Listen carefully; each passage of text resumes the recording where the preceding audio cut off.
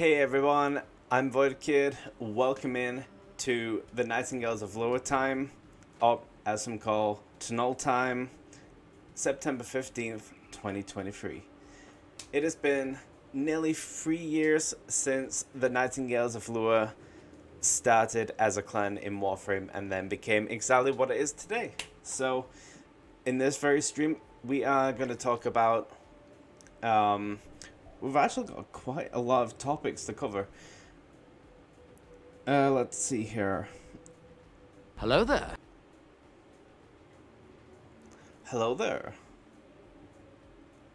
Okay, so the topics that we've got to cover, we've got the Nightingales of Lua traditional colors, a color palette that I have personally selected for a constant theme going on for the clan. If anyone's interested, they can get the official Nightingale color palette. It's not an actual Bible one in Warframe, it's just like randomly selected colors. You get it. Early third anniversary of the Nightingales of Lua, because on the 18th, sadly, I have to prioritize work. So, yeah, they kind of called me in on the 18th, so that's why I kind of had to do this a little early, but nonetheless, I got it all ready. It is going to be amazing. There's going to be the Sounds of TNOL reveal, which I'm really excited about.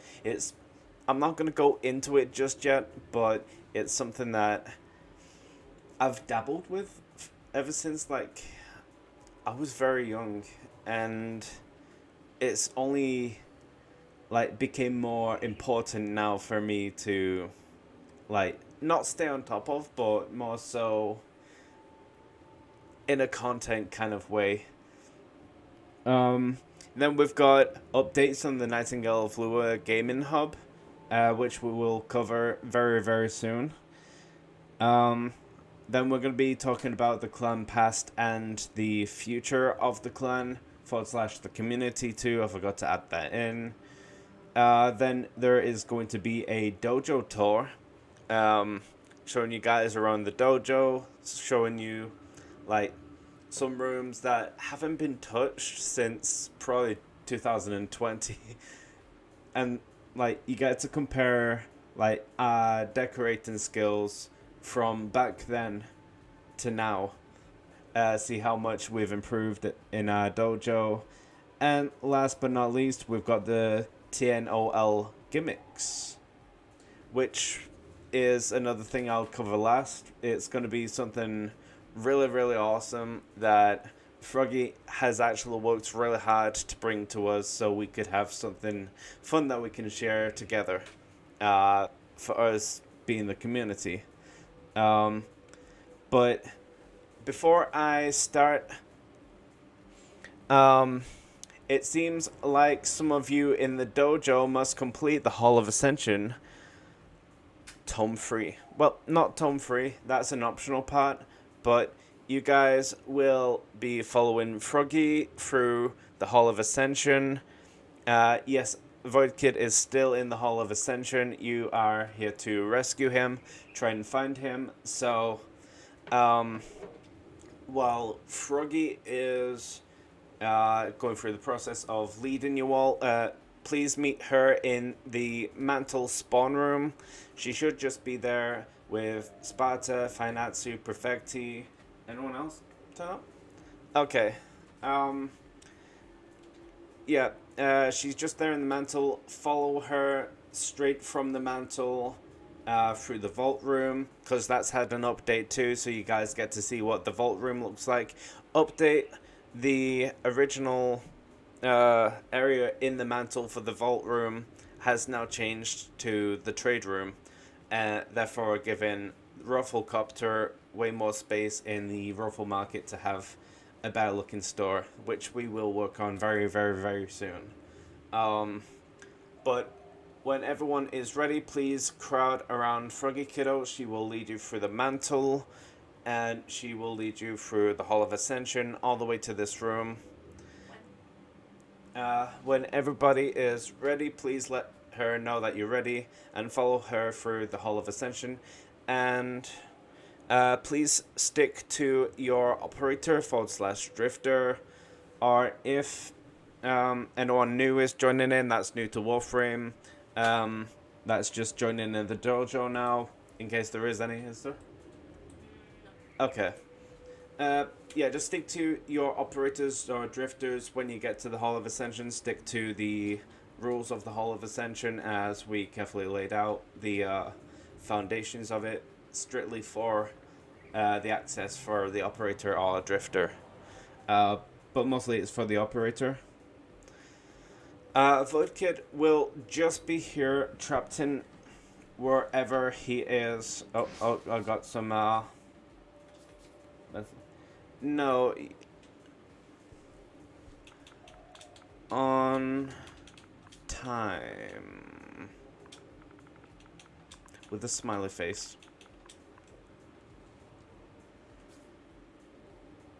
Okay. Yeah, when everyone is ready for follow Froggy, you can go whenever everyone else is ready. Oh, I did not mean to switch to Kulevo. Ignore that. So while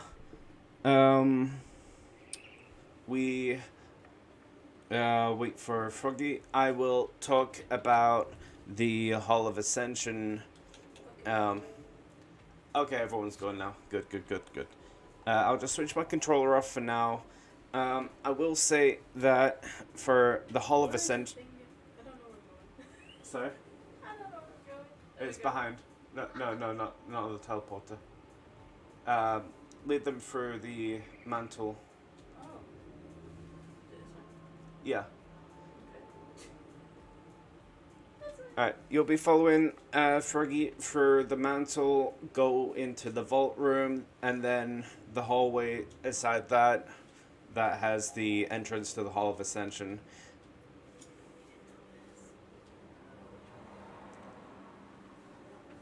So, with the Hall of Ascension, this was something that we, like me and Perfecti had a concept of. Like, I remember bringing this to. Okay, I don't know where I'm going. You didn't tell me where to go. Woman. I will personally lead everyone through the Hall of Ascension. Just give me one, not Hall of Ascension, vault room. I will be right back, guys. I'll just be on Froggy's controller. I'll be leading you. You didn't tell me where to go.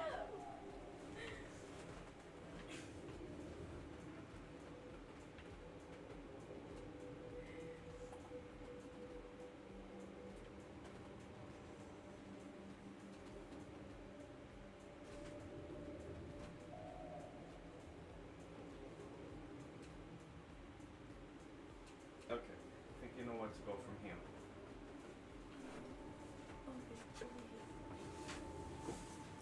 Okay, something that I will talk about is the videos for Hall of Ascension. Composing the videos for the Hall of Ascension. It was actually quite a fun process, I will admit. I have been using a thing called Audacity to make the voice for VoidKid. I'll be showing you through all of the tomes that I've created. Yeah, so to start off with, like, the first video, like, the actual trailer for it, which you will be able to access from just outside the Hall of Ascension. Creating the voice for VoidKid, of course, would be the easiest part, but just in case anyone picked up on, like, what I've been trying to do with a bit of an extra voice on top of that, starting off with the man in the wall. If anyone noticed, at the end of the intro trailer for the Hall of Ascension, it kind of sounded like a little like, "Hey kiddo," but obviously I can't do the effect myself. Yeah, it was actually quite a fun process making that. I remember sticking my headphones on, spooking Froggy a little with my little "Hey Kiddo," um, and yeah, it was actually really, really, really fun process, which I will show you in the sounds of TNOL. But as for the video for it, um, yeah, what I did for that was I just got a capture of VoidKid as he looks right there. Um, that is like unlicensed music out there, not eligible for my stream. um, yeah, so putting the video together for the Hall of Ascension. I should have recorded the process for it, but sadly I didn't have enough time for like thinking about that. But when I was creating the Hall of Ascension, like originally, I remember the first concept of it was literally Ascension altars. If anyone knows what I'm talking about, it's the things that you go to every now and then whenever the clan levels up, not tiers up, but levels up. We're level 11 now as a clan, and every time you get to level up as a clan, you have to have this machine in the dojo called an Ascension altar, and that gives you endo every time the clan levels up due to like the progress of like research, etc. Rooms built, it builds up in the clan affinity, and I remember having a hallway full of Ascension altars, and that was it. I had a text above saying that's it, Hall of Ascension. What, did you expect us to actually build a Hall of Ascension? But look, as now we have officially got our own Hall of Ascension, and now it's also got its own lore behind it. So the lore behind it is still the same as original. I kept as much originality as possible for the Hall of Ascension. So basically, the original Hall of Ascension, you'd have to go around the entire Zone 1 and Zone 2 for, like, separate words. And eventually it would lead up to saying, like, the same Requiem words that you see on the tome pages, created also by Froggy. And Perfecti and I talked about this, and I said to him, we should totally do a thing where VoidKid's trapped within the Hall of Ascension, and only certain words will open up the cage and break him out. But now the rules have changed. Only a tiny bit. Now it's more of a exploration around the dojo. Any room that we've updated so far will kind of like send you there every time there's a Hall of Ascension, which will only be once a year. So you have enough time to practice the Hall of Ascension. You have enough time to practice the Hall of Ascension, because after this we'll be leaving the Hall of Ascension open so you can practice Zone 2, because that can be quite tricky even for me. I tell you what, like, on my way here, I actually failed about 3 times at the Hall of Ascension, like getting VoidKid back up in here, and it was really quite a tough experience for even me. So I will apologize in advance if it's tough for anyone else, but this is kind of like operator parkour, which is what you won't expect in Warframe. Apart from like, I don't know, just like going back and forth on a zipline casted by Ivara maybe. But let's see the chat. I am seeing some chatter. Yes, Zone 2. If you made it to Zone 2, work your way through that, and then work your way to Zone 3. Yes, work your way to Zone 3. Yeah, so creating the voice of, like, Rel, we'll call it Rel at the end of the intro trailer. Creating that voice, the Hey Kiddo voice, was a little scary, to be honest. Like, having headphones on, kind of actually having a, oh, which actually reminds me, having a darker light, like this kind of light. Um, let's see if we can get the controller.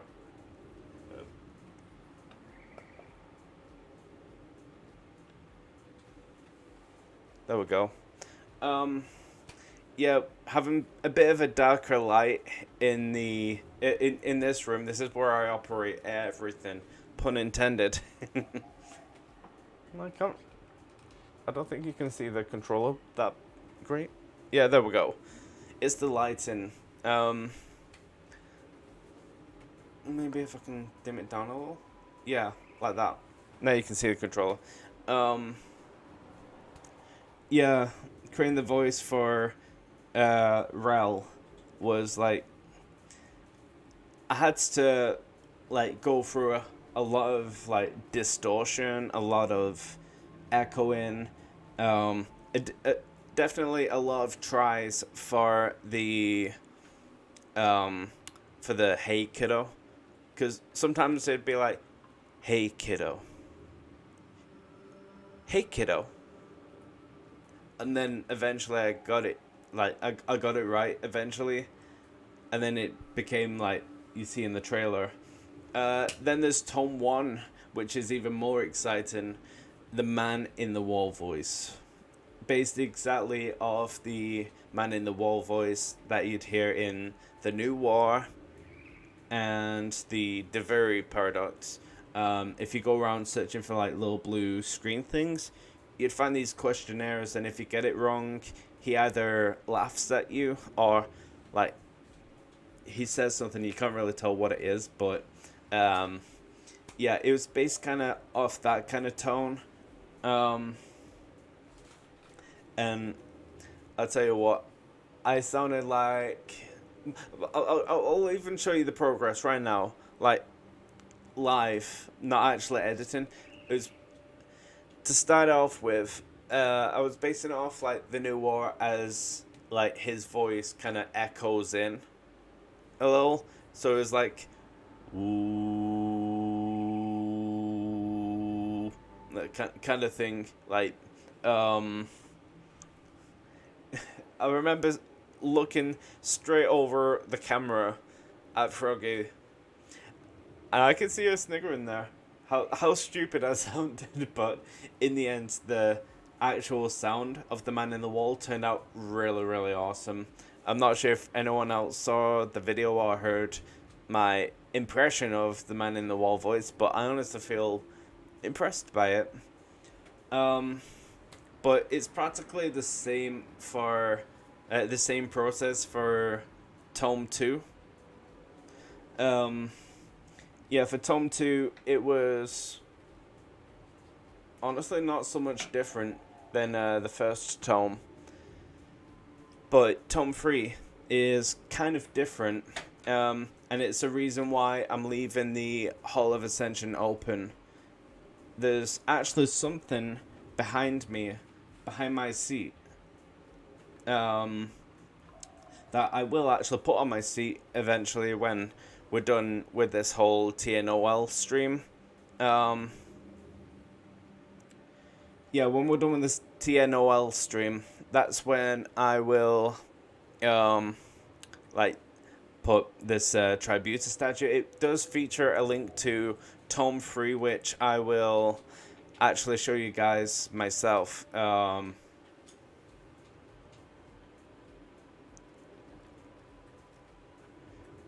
Hey, Perfecti found me. Perfecti. Hello. I will give you a deep bow. I don't think we can handshake, but I'll give you one anyway. We'll pretend we're handshook. Let's see. It's like I'm saying, what are those? Hey, everyone's here. Got Perfetti, Finatsu. And yeah, this is practically where I will be putting the link for a tome 3 of the Hall of Ascension. Why is it not working? Right, it's gonna be over here, guys. It's just like too close to me. Turns out VoidKid was never trapped at all, and he was just actually testing the Nightingales of Lua to see their wit, their smart and such. But okay, now we need Froggy up here. If that's everybody. Just above in the cave, you'd be able to see a bluebird.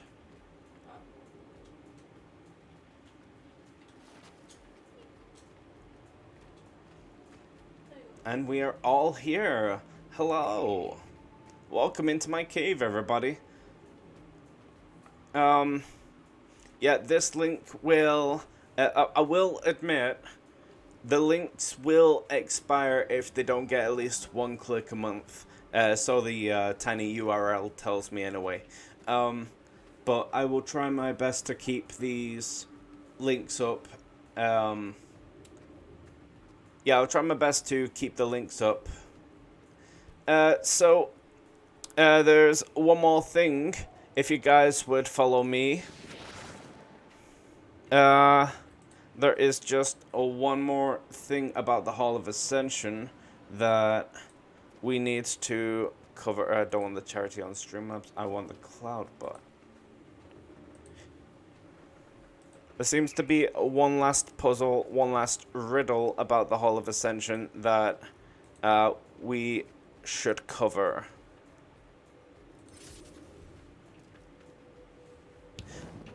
Do we have a Sparta or Finatsu in the chat?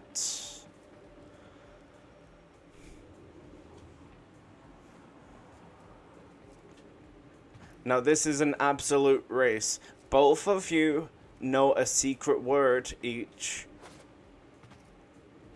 Yeah, both of you know a secret word each. Whoever can open it up the first claims the 1,000 platinum prize. I admit I don't have all the platinum, but you guys know me. I never hold out my end of a deal. So whoever comes second and third... to be honest, I don't think there was a third player in this. Just Finatsu and Sparta. I remember giving you guys a secret code each. Whoever activates it first gets 1,000 platinum prize.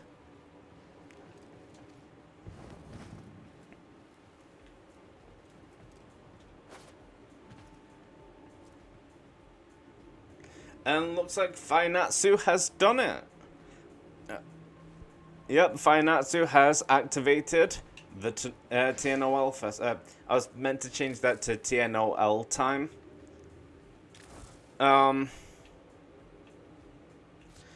And if everybody could follow me, we are about to celebrate TNOL.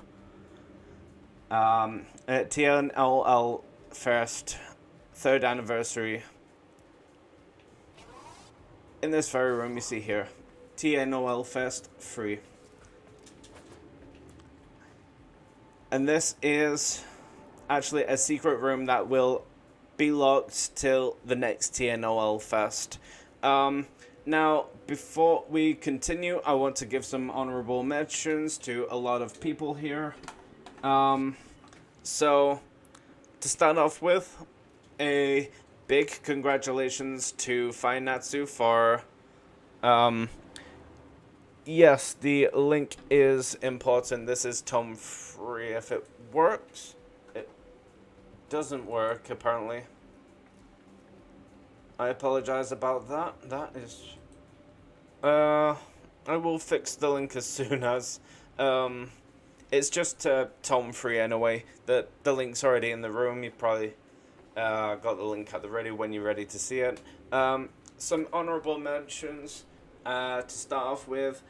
Thank you to Froggy for handling all the stuff with Hall of Ascension, creating the logos for us, creating all the content for TNOL Fest. You've honestly helped us quite a lot, so a big congratulations to Froggy Froggy Kiddo. Now for my second mention, I would like to give a big shout out to Natsu for winning in the winning first place in the Hall of Ascension. A big shout out to Sparta for winning second place. 1,000 for Natsu and 500 for Sparta.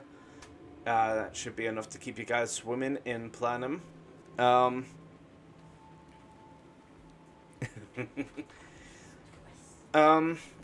Another honorable mention is to Q Perfecti EU, the second in command, for well, if you guys haven't heard me boast enough about it, but congratulations Perfecti for winning the first place gold trophy for the summer 2023 dojo comp with your Guardian of Death, or as we like to call it now, nice little boy. There is something I'll show you guys about that if anyone's confused. We'll be going into the live scene soon, but if everyone can follow me to in fast travel mode to the vault room. Okay, if you're willing to do that, we can organize that after the stream.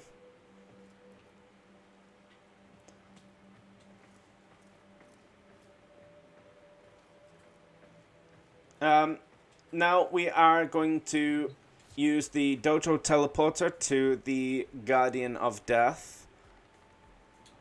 Q Perfecti EU2, the Guardian of Death. Ooh. Now that sounds good. And here we are at Mali. Or the nasty little boy. Now, I said to Perfecti in DMs after racing to him after finding out it's the Guardian of Death that actually brought us this very trophy you see before you. I am proudly going to present Mali with a trophy in the nasty little boy's mouth that has ever been put in this dojo as of today. How long has it got? 4 seconds. 3, 2, 1, and there is the Nightingales of Lua first gold trophy, and it is all thanks to the Guardian of Death, the nasty little boy, or Mali, whichever alias they prefer today. Yeah, this is a well-deserved trophy, won by Q Perfecti EU. Where are you, my friend? Why is that you? No, that's Froggy. Where's Perfecti? There you are. Everyone give it up for the most talented and amazing decorator in the dojo, Q Perfecti EU. Yeah, a big round of applause from me, myself, and I. I'll do it on the stream too. Can we get a clap? Pressure. She's clapping in case no one hears it. Yeah, we wouldn't have won the first place trophy without Perfecti's handiwork here. Sure, I handled the camera angles and the best spots for recording for the summer 2023 dojo comp, but it is thanks to Perfecti's work right here that we have officially got our first gold trophy and first place in a competition after like a few tries. Everything the Nightingales of Lure related. Even if there's like someone who bought a pet bandana when they was going in the merch shop and they have like a little Nightingale crest on their bandana from the merch shop on their like little chihuahua or something, you've honored that chihuahua. Even if there's not, just picture there's a chihuahua with like a pet bandana on and it has the Nightingale crest on it. You've honored that chihuahua.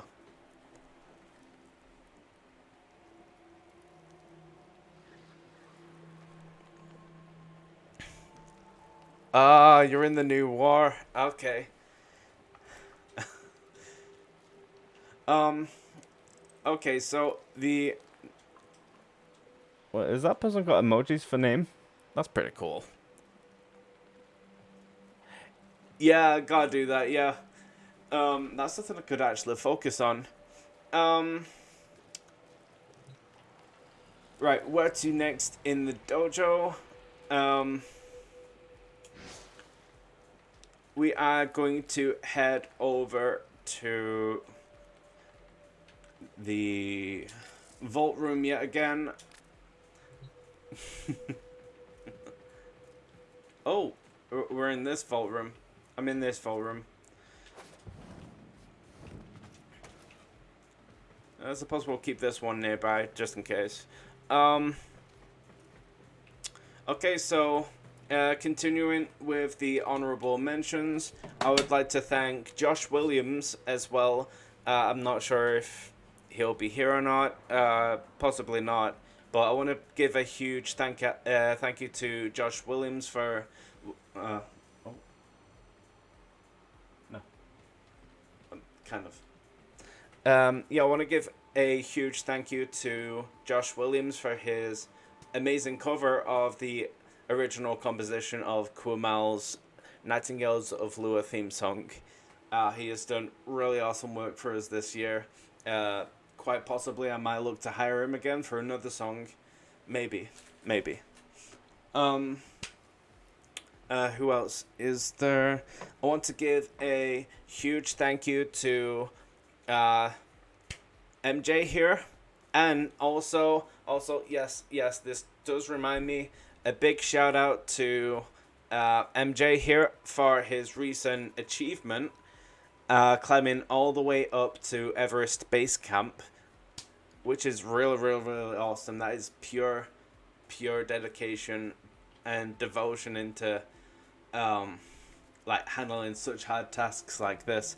I know myself, it sounds nice to me, but I could probably never do that.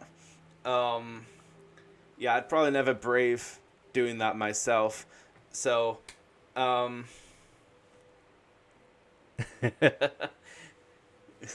see what you did there. But no, honestly, you deserve it, my man. You deserve it. That's why I am actually going to give MJ a free pennant. There is a pennant for the event to come in about 5 days from now. Yeah, in about 5 days from now, we've got the Fall Guys event, which we'll talk about in a bit. But MJ, you have conquered the Everest Base Camp, and I feel a little something on our behalf is much deserved for you.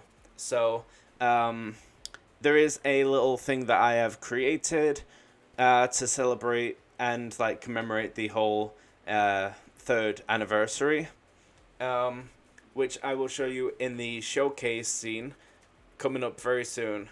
Yeah, you will receive a pennant with both your name on it, whichever alias you wish to go by.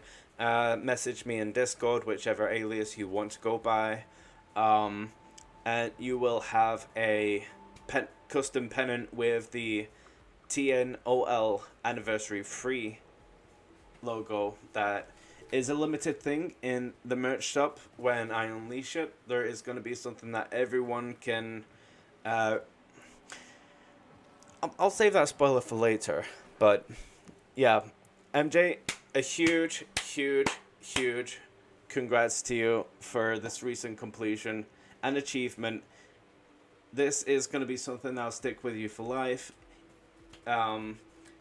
you'll go to sleep knowing you conquered Everest base camp. You'll wake up knowing you know what I'm gonna say. I'm really proud of you, and I'm pretty sure everyone else here, I'm speaking on their behalf too. So congrats, MJ. You're the best. A huge shout out also to everyone who's tuning in on the stream, to all the Nightingales and Alliance members joining us both in the stream, and if there's anyone in the dojo right now, if there's anyone outside of the clan that's in the gaming community, or just saw my advertisements in any of the Xbox Warframe groups that I'm in. Sorry for the spam. It was necessary. Right, we are going to swap over to the showcase in a minute. I'm just gonna head right over to the mantle.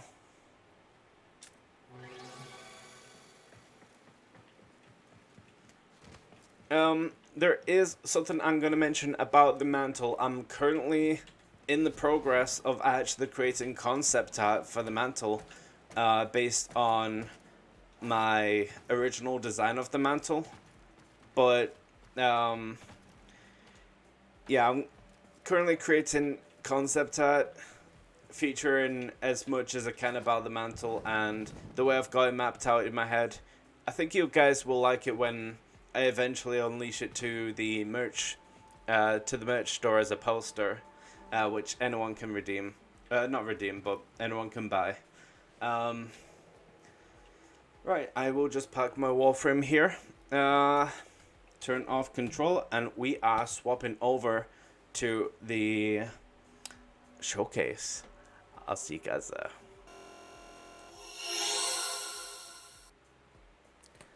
You found any secret rooms? Not yet, no. Yeah, I've not noticed any, secret rooms just yet. Oh, yeah, I will mention there is some events going on in the stream. It's a little, blocked off, but I will explain what you can't see here. So, events in the stream, special effects donation, Gaming Hub fundraiser, marbles on stream, and then a joinable squad in Warframe. We will be doing some summer activities before we see the end of it. That is going to be Duck Days. So, people will be able to join me and Fruggy for the Duck Days. But I will host that quad. I will host that squad soon enough. Now, what's that? Ah, yeah. Is that what I think it is? Okay. Okay, before I got into the topics to cover, I will say that, did anyone enjoy the Hall of Ascension trailer that's featured just outside the actual game? Did anyone actually enjoy the trailer that was made for it? Because I might actually have something else cooked up as well. Something that was just finished today in the nick of time. Another event that we were supposed to do, but I will admit it is my fault that we didn't get started on it. Things just got really busy considering like everything that's gone on. But yeah, if anyone enjoyed the Hall of Ascension trailer, yeah, I was really involved. But this one, I honestly feel it's one of my favorite ones so far. Let me just get my stream up. I want to listen to this too. So we've had the trailer for the Hall of Ascension. We're about to showcase the next trailer for a smaller and cuter event that we host every now and then. I will also explain, not explain, but I will talk about one more event that I'm looking to cover after what I'm about to showcase now. So prepare yourself for something really cute. I give you guys the Kawaka Cove trailer. Enjoy. Ah, no! Come back to me! Wait. Hey you! Well, VoidKid was gonna rescue some quackers from the plane's vital, and now they've gone missing all over this room. Can you help me find them all? There's a hungry cravat here too, and it's gonna eat them all in 30 minutes. Help me find my babies!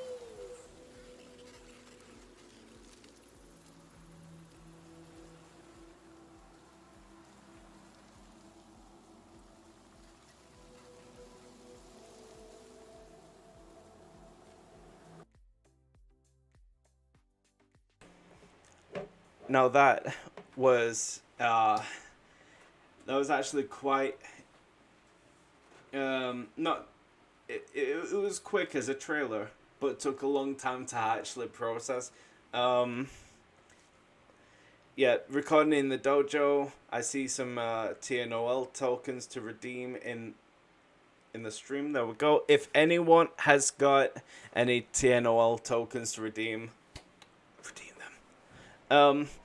Yeah, it took quite a long time to actually process that video, get it uploaded, ready for the TNOL time. I'm really excited that we could feature more than just my voice in this. So this actually opens up the whole sounds of TNOL. So I will show you guys what that is after a few other topics to cover. So the first topic to cover. No. I'll add to you all. I said I'd tell you guys about what I'm planning next for the next event trailer, but I lied. Nah. So for the next event trailer that I'm planning to actually make involves one of the biggest builds that I've made just yet. It will require Steel Path for anyone who's got Steel Path. It will require Steel Path for anyone who's not completed Uranus just yet. Not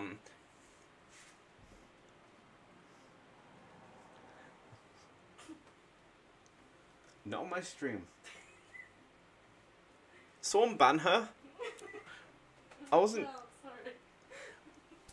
Okay, so... I'm so sorry. Inappropriate. On my stream. I'm sorry. For anyone who's conquered, who has not...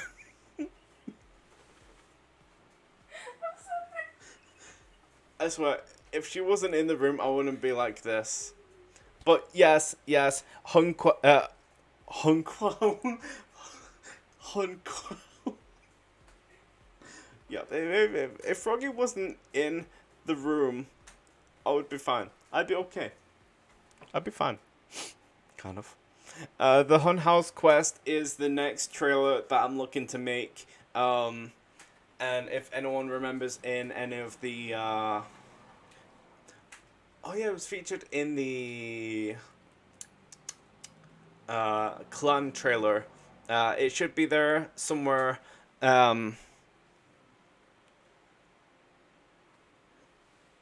Yeah, it was featured in the Clan trailer. My voice for Hunhao. I look towards making a whole script for Hunhao for like different parts of the game. I'm looking to make as many voiceovers as there is nodes on that planet, which I will not specify. The blue planet, where Teal Rigger is on. Teal Rigger's planet is what it will be called, to avoid any childish resentments. Teal Rigger's planet. So, the lore behind Hun House Quest is practically Teal Rigger. This is kind of like in after New War times. This is based after the New War. Sadly, I won't be able to do Teal Rigger. I'm not that good. He has a twang in his voice that I just can't do. But Hun Hao, I could probably do. Oh no, I can do Hun Hao. I just need to like get all side. So as many nodes as there are on that planet, on Teal Rugger's planet, I will create voiceovers for it, and it all kind of. Oh, I mean, I can try. This is for the tube men. No, I can't. Alright, I will see you soon, Fine Natsu. I will not forget your reward. Yep, I will see you soon, my friend. So, with the lore, basically, in our lore, for this event, Tealrigger is the one who trapped Hun Hao on his planet after discovering about Hun Hao. And, after encasing Hun Hao in, like, this prison, Hun Hao eventually sends the TNOL to actually go out to take care of business practically, and like gets you to kill Tealrigger for him to free Hun Hao. And for as many nodes there are on that planet, I'm going to create a lot of voiceovers as much as possible to kind of like guide you through the route that I want people to take. There'll be a specific route that I want people to take. So it'll go from hard, that being disruption, to like something easy, then head over to the assassination mission. This is all in Steel Path mode, so if you have not completed that planet, just save it for this event and we'll get squads going. We'll get squads going for like whenever people want to do this event. And yeah, there is something I'm starting to do with events. Just like Hall of Ascension, there is a link just outside the main doors of the Hall of Ascension that goes directly to the trailer for the Hall of Ascension. Then there's going to be a link for Koaka Cove. I'll be uploading Koaka Cove on YouTube very, very soon after this live is done. I'll be focusing on that and other things that I've got to take care of. And same will be done with the Hunt House quest, but most of the things will be held in the most of the things will be held over in the gaming Discord. There'll be a separate area for that where people can just follow up on the voice lines and track their progress with quests and such. So it's a hell of a project, but I'm very excited to get started on that. So that's it for some of the events. Now for one of the events coming in 5 days, I will show you guys this. You guys would have seen this poster before already, but I'm just going to talk a little about this in 5 days. This is the big event. We have changed our reward from that flag just over there to a much smaller and much more compromisable pennant flag, because with that flag it's really big, it might not be able to fit on your wall, so I'm thinking of an easier option where we can just get a pennant flag which is much smaller sent to you. And this is a way that we will host our big event. There will be a code to join our session on Fall Guys, but first you must join the gaming community Discord. If you I think I put the command in for it. Nope, I have not put the command in for it. Bear with me 1 min. Discord. Just putting the command in for the Discord.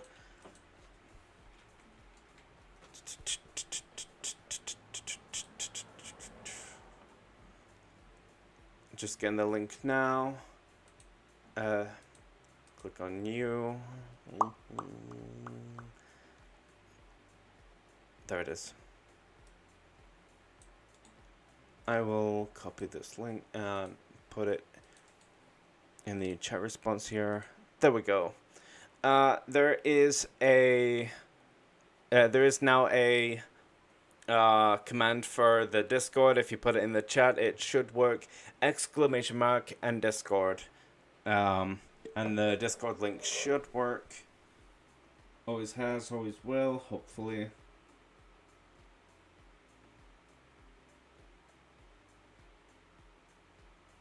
Okay, yeah, there we go. Oh, yeah, needs to put that in. The fundraiser. If you're after the...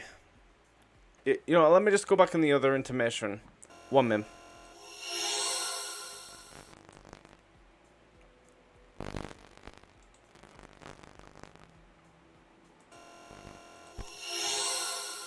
Sorry about that. Oh, oops. I did not mean to Well, VoidKid was show gonna that. rescue some Where is it? quackers from the Where's... plane's vital. Oh, there it is. Another- Sorry about that. I'm just gonna put this here.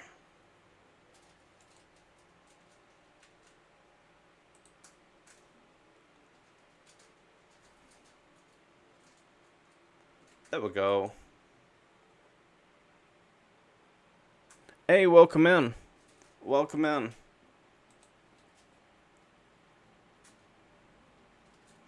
Just changing things up a little.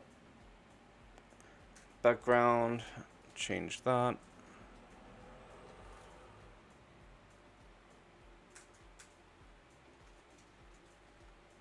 Okay, it's floating off. The background's floating off. I'm just gonna hide the background for now. For the fundraiser, if you are looking to help with the special effects, the fundraiser for that is exclamation mark and special effects. I will do it in the chat for you guys.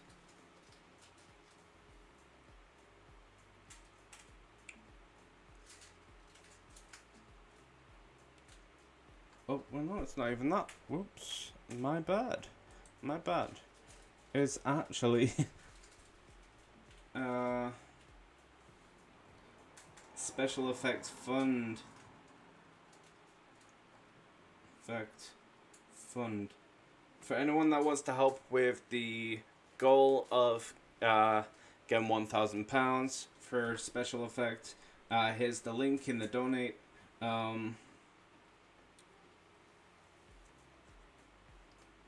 And then there's fund project.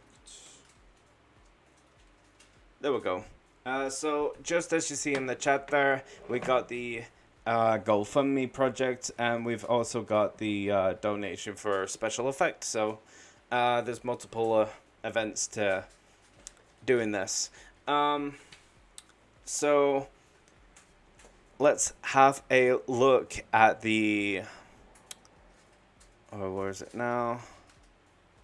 Yep, we are going to reveal the TNOL colors, the official colors of the Nightingales of Lua, as chosen by yours truly. And boom!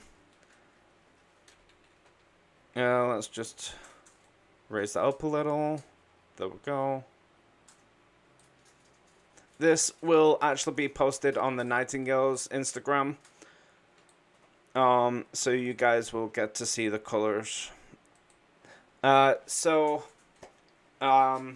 course I had to choose Kulovo as my model, but these colors are to represent ourselves as both in the clan and anyone who's interested in our colors. So for the primary, we have I should have put the actual colors with it, but here is the where to get the colors from. On the left hand side of this is the is going down, on the right hand side is going across. So pay attention to the Instagram when I upload that eventually after this stream. Everything's gonna upload after the stream, even the Quacker Cove and such. Yeah, these colors are something I feel close to myself. There's a mixture of royal blue, as you can see on the Sayandana just over there. Let me just enlarge that. Yeah, I'll blow up the image for you guys. Let's...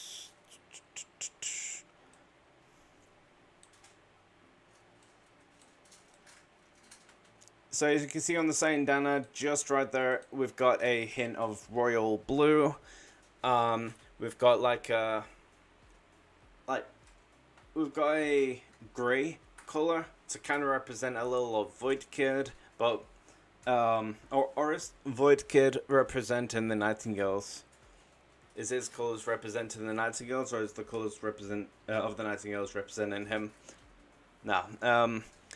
We've got a bit of copying the colours of the crest. I notice in the back of the crest there's like a bronze colour in the back. So as you look on the shoulder of Kulavo, just there, just between the shoulder and the head, we've got a little bronze. Look for like where his shoulders are.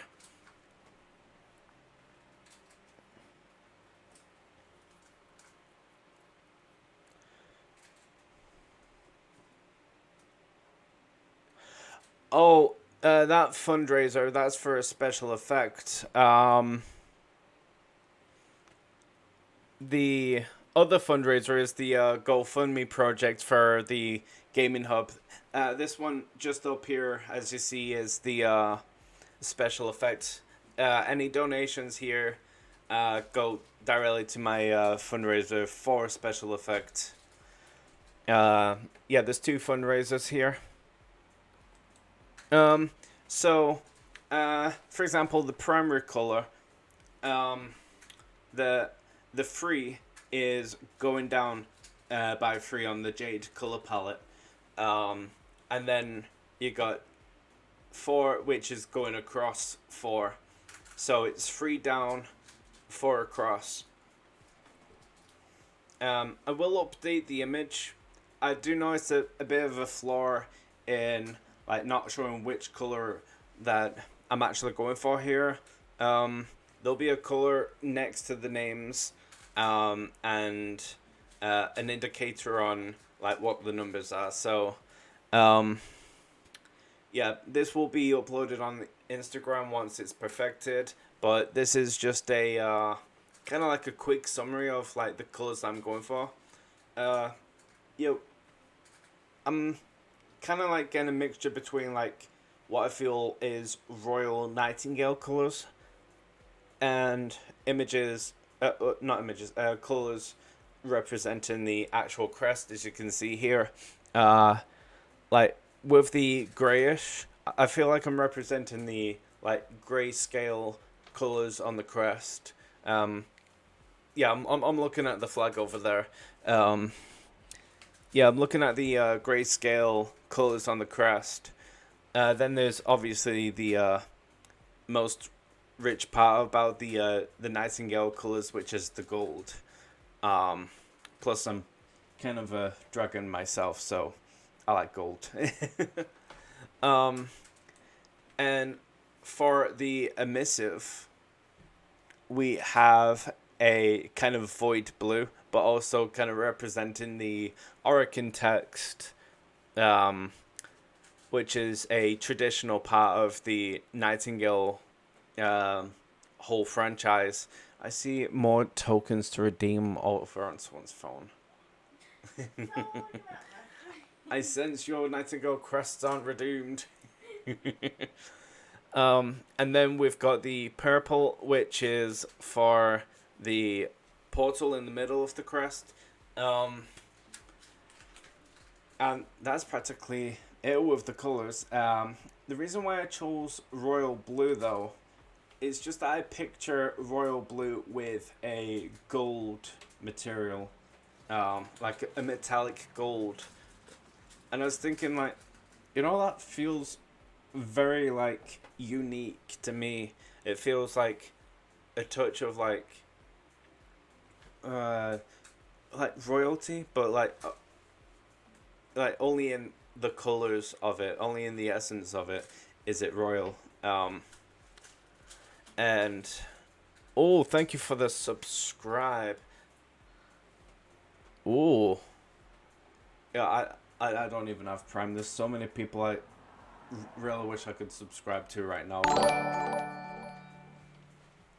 Thank you. Oh, Pando. Yeah, we don't have Pando on the Nightingale stream. Sorry about that. But we could get him in on the next Nightingale stream. But yeah, that's the Nightingale colors. What is next? Let's go on to the... Is this it? Yeah. The next thing to cover is the early 3rd anniversary celebration. So, with that being said, party time!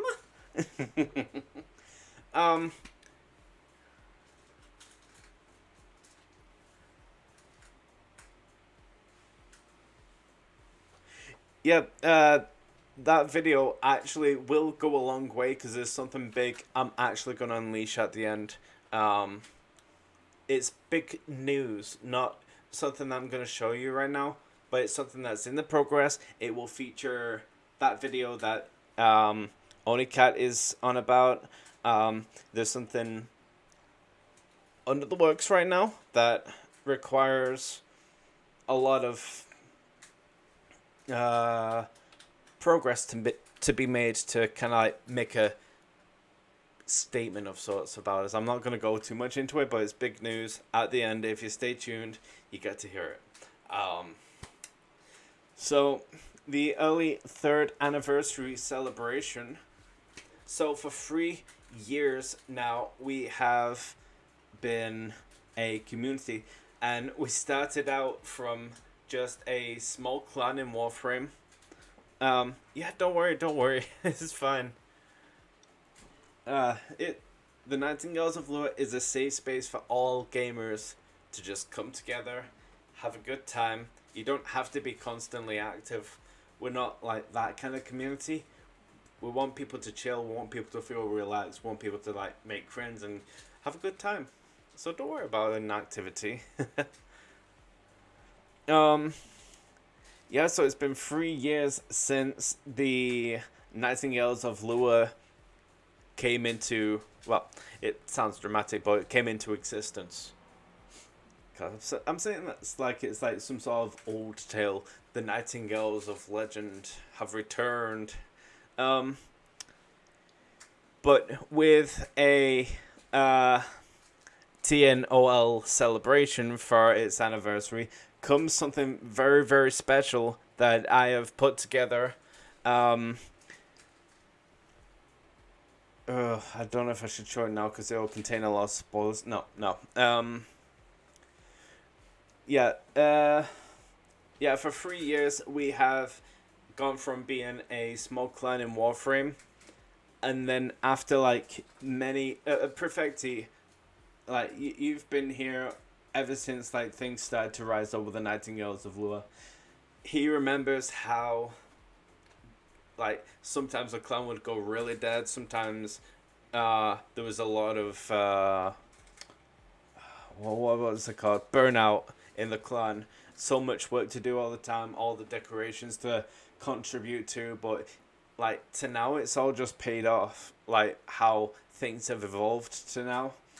And I know to some that we just seem like we're just some clan in a game, but for us there have been there since the start, like me and Perfecti, we both know that this now means a lot more than just a clan, more than just like a gaming community. This is like I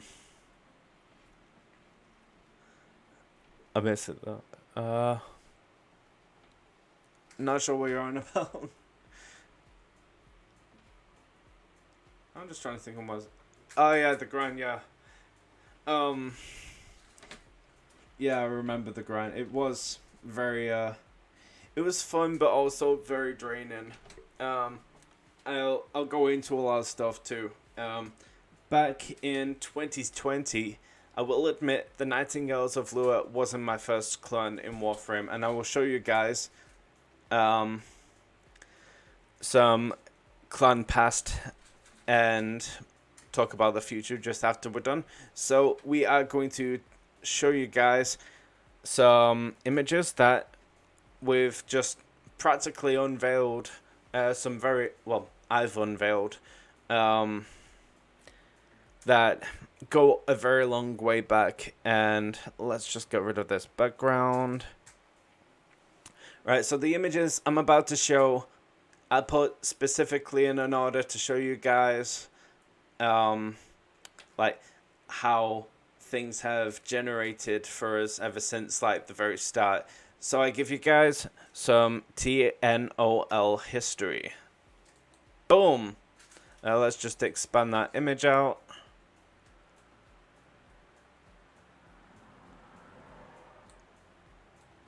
So as you can see on the top left here, where it says Nocturnal, that up there is the first clan that I made in Warframe.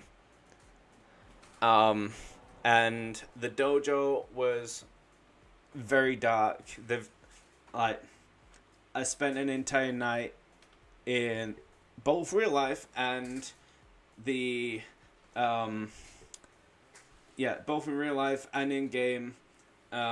Many cycles in the plains of Eidolon to collect enough Von Velist shard black pigments, and the grind for that was so long, just like by myself, because like it was just practically 3 people, me, an old friend called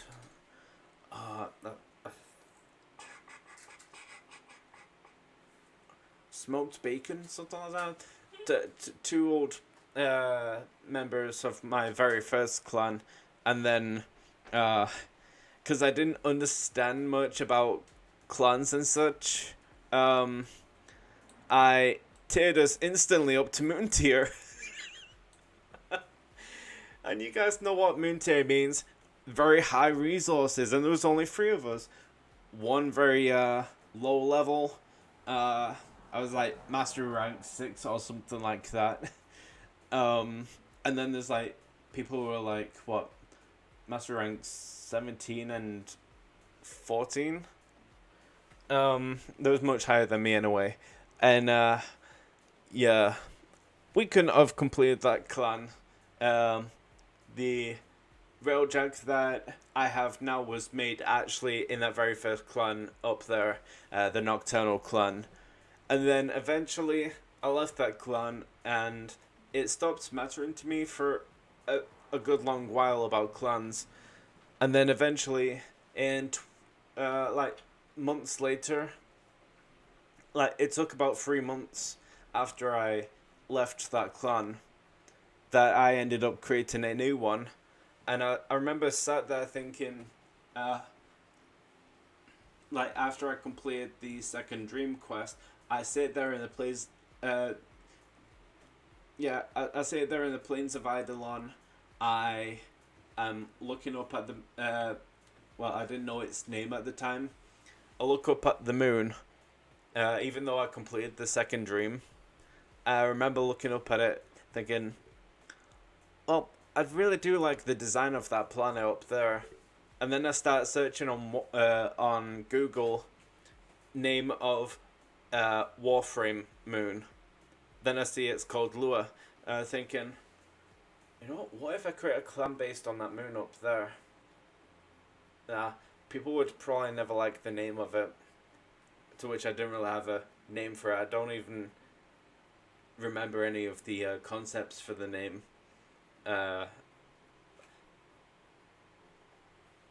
Possible idea is I probably thought alongside the Nocturnals of the moon maybe, but maybe that generated the Nightingales of Lure idea. But eventually I created it, Nightingales of Lure. And then, like, that image next to the Nocturnal was the very first, image I made of Nightingales of Lure.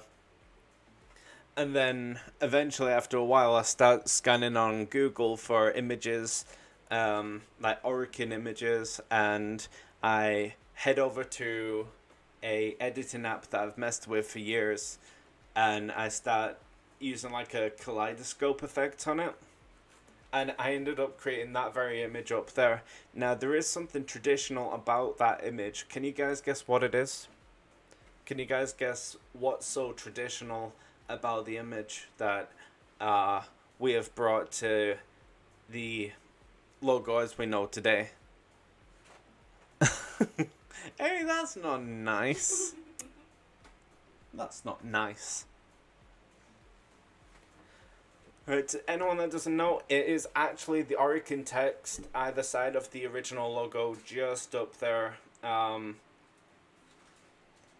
Yeah, just up there. The original the original Orkin text just up there is what is traditional about the whole concept of this clan, because the Orkin text there actually resembles the name of this very clan, Nightingales of Lure. Yeah, I think the top right is of, and then the bottom right is Lure. But the long text there is obviously Nightingales. And then come 2021, towards December, either November or December, the clan was heavily burned out. It was mostly just me, Perfecti, and a few others of the originals that were still around. We was all burned out. Too much to do. It was a storm tier, and everything was a complete burnout at the time. The resource grind, getting players to like cooperate with us. Yeah, Froggy is mean. Yeah. Yeah, having like the complete support of the clan was a very, very. I mean, it's still an issue. Like sometimes, like to get like that kind of full cooperation. Yeah, Dojo was yellow. And eventually, for some reason, I believed that I was running out of space in the dojo to decorate, and like my skills at the time were limited. So instead of creating another room that costed a lot of resources, I ended up actually sadly leaving the clan to perfect his capable lands, which honestly, you did a really great job at looking after the Nightingales of Lure. Eventually I went off to create another clan called the Bat Tenno. And that stayed with me for a couple of... Well, it stayed with me for a while, through December to the next year. And eventually, I start... every now and then, I admit, I kept looking at like the Nightingales of Lure clan and thinking, you know, I really miss being in that clan. I really miss how things were. Like, I didn't like how different the Bat Tenno clan was to the Nightingales of Lure. It didn't feel like something that I belonged to. So eventually, I came back to the Nightingales of Lure. I did some pretty good work in the Bat Tenno clan, but it wasn't the Nightingales of Lure. So I came back. Yeah. I do regret that time, but eventually when I came back, I got everything kickstarted. The resources got grinding. I got some contributions. I got people like helping me out with stuff. Perfecti, you was an absolute legend. Like maintaining the Nightingales of Lure the way you did. You absolutely made it a lot easier for when I came back.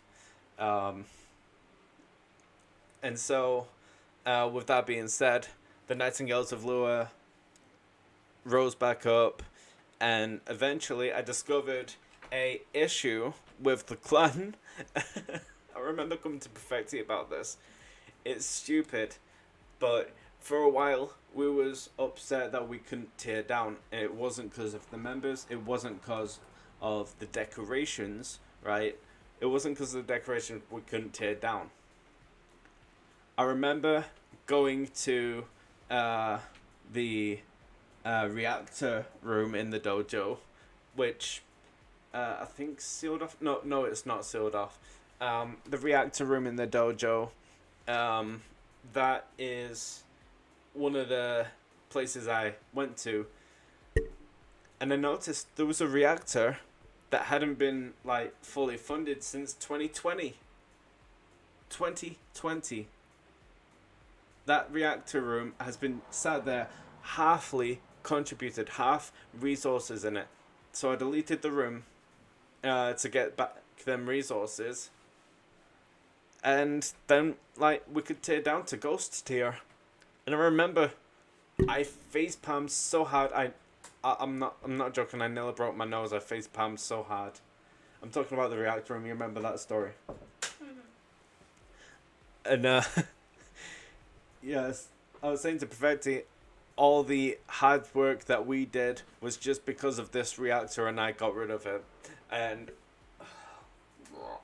that was annoying. But luckily, we got everything sorted. The Nightingale of Lure again rose back up, but this time, this time, it was for good. And the Nightingales of Lure went from having that logo up there, with thanks to Polvo844. Visit him on Instagram. He makes awesome logos, and he gave us this very crest you see right here, and like right there too. And he also gave us, like in time when I made another commission, he gave us the Nightingales of Lure text as well, font logo, text logo, title logo. Yeah, title logo. We'll call it title logo. And I've also had the liberty to mess around with alternate looks for the crest as well. So you guys would have seen before in the gaming community that I acquired alternate versions of the logo and messed with that too. So now we have hierarchy logos too, from Waking Nightingale to Nightingale of Lure, which now the gaming community can take part in, like being part of that hierarchy system. And also there is another logo that I have messed with recently. Another logo that I found that was a different concept for like this very logo here. Looks very similar to the crest. It's all supposed to look the same as the crest, but now we officially have the TNOL team logo. And wait, let me just take this off. Where is it? Now we have a TNOL team logo. Boom.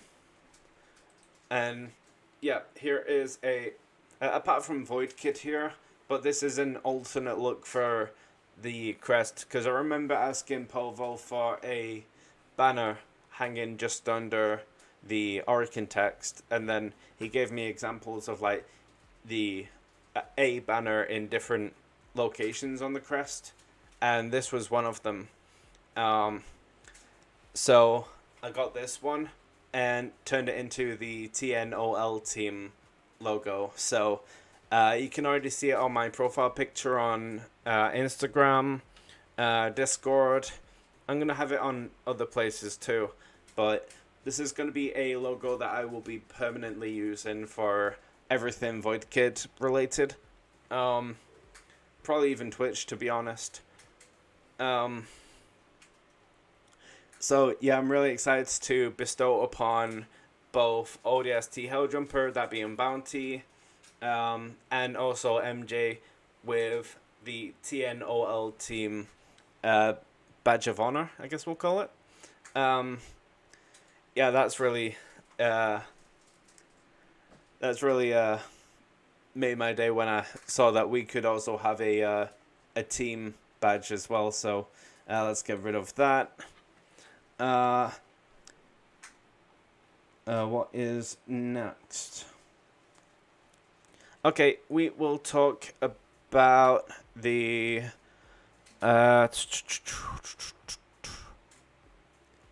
gimmicks. Now, we have a new category that will be featured in the merch store every now and then. So, as of recently, in reference to Perfecti's win with the Guardian of Death, we have had the chance to hear what Digital Extremes, Megan and Danielle, was it?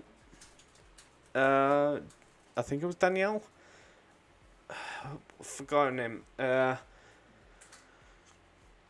Yeah, we got to hear what Digital Extremes thinks of the Guardian of Death, and we now have a little nickname for it. So I will show you guys this video as reference for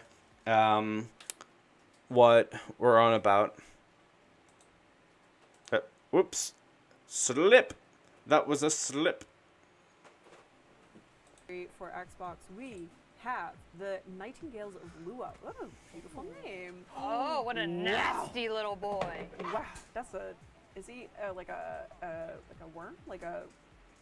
Is it a worm? Is it a dragon? Is it a wyvern? Ooh, too many categories. Too many Stresses categories. me out. Either or. That's really sick, actually. Yeah, that is cute. Ooh, it looks like a blood. So, with that being said, for what Digital Extremes thinks of our Guardian of Death, created by Q Perfecti EU, we now know him as the nasty little boy. So, I came forth to Froggy Kiddo to ask for a commission for a sketch of this nasty little boy, and boom, we have our first gimmick. Check this out. Oh, I am moving something on the screen. I don't want to move that.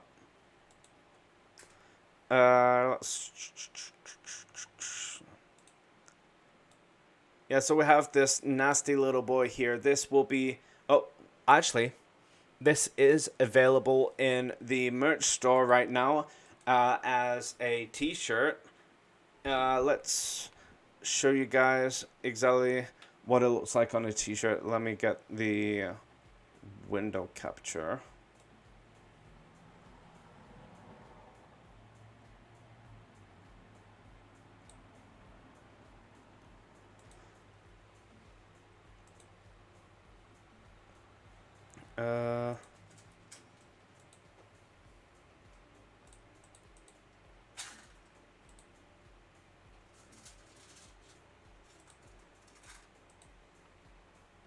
Oops, let me just change that to...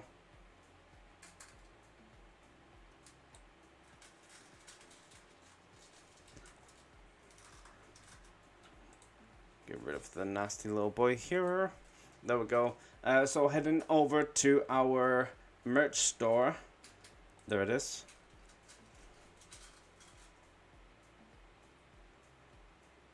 We have a nasty little boy on a t-shirt here. Comes in different colors to whatever you like here. I personally like the red one here. So as you can see on the sides as well, we've got the Nightingale crest followed by the Nightingale text logo. Don't think there's anything on the back though.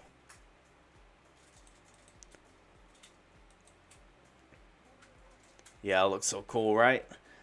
You can now purchase this as a t-shirt. I tried to price it down as low as I can. That is in store right now until it's not, because Streamlabs sometimes hates me for no reason and just takes merchandise, good merchandise out the store. So buy that while you still can, while it's still in the store. And now for our next gimmick, which is the Hall of Ascension. Take a look at that. Let me just window capture. Check that out. Hall of Ascension gimmick is just in the store as well. If anyone wants to buy that, there is a shirt for that too. Let me just take the Hall of Ascension off. These were also made by Froggy Kiddo, so let's have a look at the Hall of Ascension shirt. Wow, look at that. VoidKid, right? So cool. Yeah, I don't have that much of an ego. I don't think there's anything on the back, but there is a Hall of Ascension t-shirt. Again, I like the red on it, but it looks good in any color, to be honest. So that is another gimmick that we are selling in the store. Let's go on to our last gimmick, which is something else you have also seen. Boom! Quacker Cove. Again, this is another gimmick you can get in the store. I think it's in the store. Let me check. Okay, it's not in the store, but we will get working on that. There is actually 2 more items that I haven't shown you guys. My bad. I am so sorry. Quacker Cove. Where's Quacker? There it is. As you can see here, there is Hall of Ascension stickers as well. If anyone wants to buy them, they're in the store. Followed by a bigger sticker of the Hall of Ascension, followed by a QR code in the background with a YouTube link towards seeing the Hall of Ascension for the event. If anyone wants to buy them, they are also in the store right now. And also a nasty little boy. We got stickers for those as well. If anyone's interested, you can buy them in the store. Same again, there's a link leading to the Instagram following the reel of Digital Extreme saying nasty little boy, followed by the QR code too. So they are in the store. If anyone wants to buy them, they are there for the taking.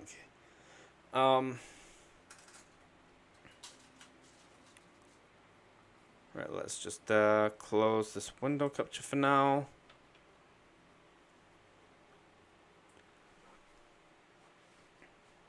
You know, I'm going to play this one more time for you guys. Boom! For Xbox, we have the Nightingales of Lua. What a beautiful name. Oh, what a nasty little boy. Wow, that's a. Is he like a worm? Like a. Is it a worm? Is it a dragon? Is it a wyvern? Oh my, ooh, too many categories. Too many Stresses categories. me out. Either or. That's really sick, actually. Yeah, look at his teeth. Ooh, looks like a Bloodborne boss that I would most likely lose to and throw my It's controller. an eel. Oh, it couldn't be an eel. Oh, it does kind of look like an eel, doesn't it? Very cool. In the storm category, we have. And with that being said, Digital Extremes, thank you for showing off the Guardian of Death and for your most beautiful input. He is a nasty little boy. Now that is it with the gimmicks for now. These are the gimmicks as you see here.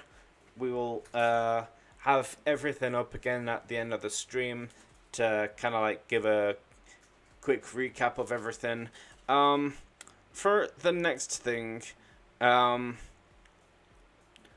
yeah, I forgot to show this as well. Here's us on the selected Xbox dojos. I just thought I'd drop that in there too because I honestly forgot to.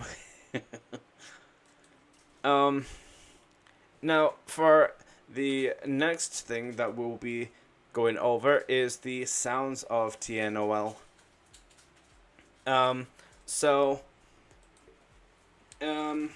You have already seen it with the Hall of Ascension. They were kind of like test runs to see if people would like that kind of thing, and with everyone following up on the Hall of Ascension and unlocking the mysteries, it seems people really liked what I've done with the Hall of Ascension. So, with that being said, Quacker Cove was the next sound of TNOL.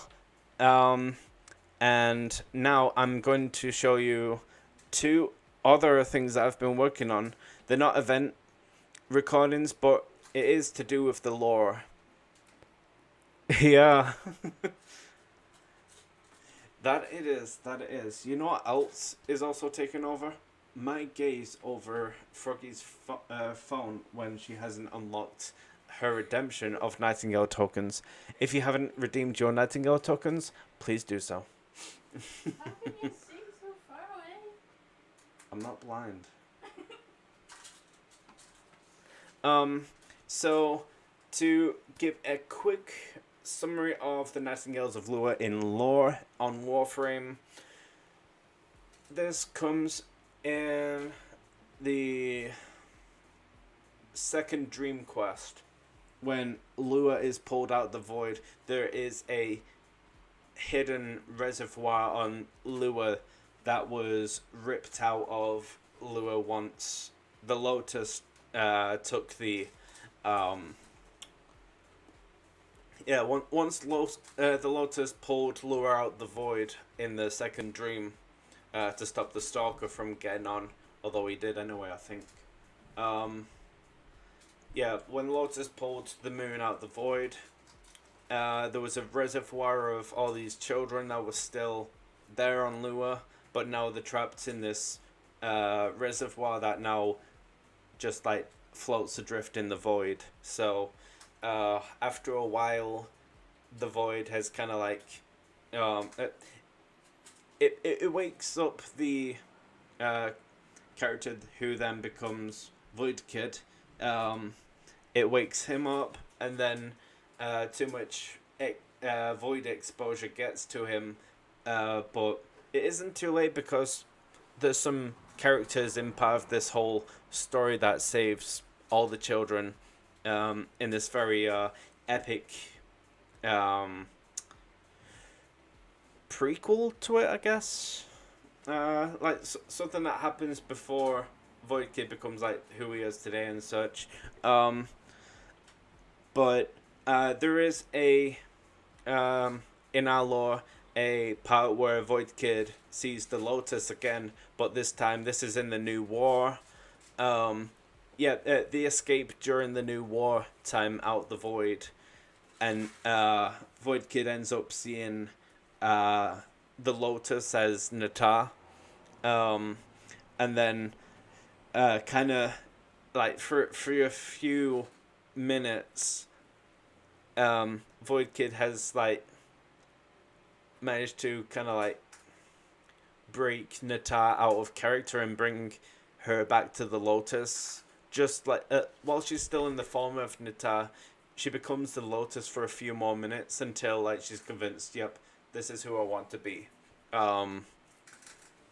And yeah, let's just say VoidKid becomes enraged due to too much void exposure.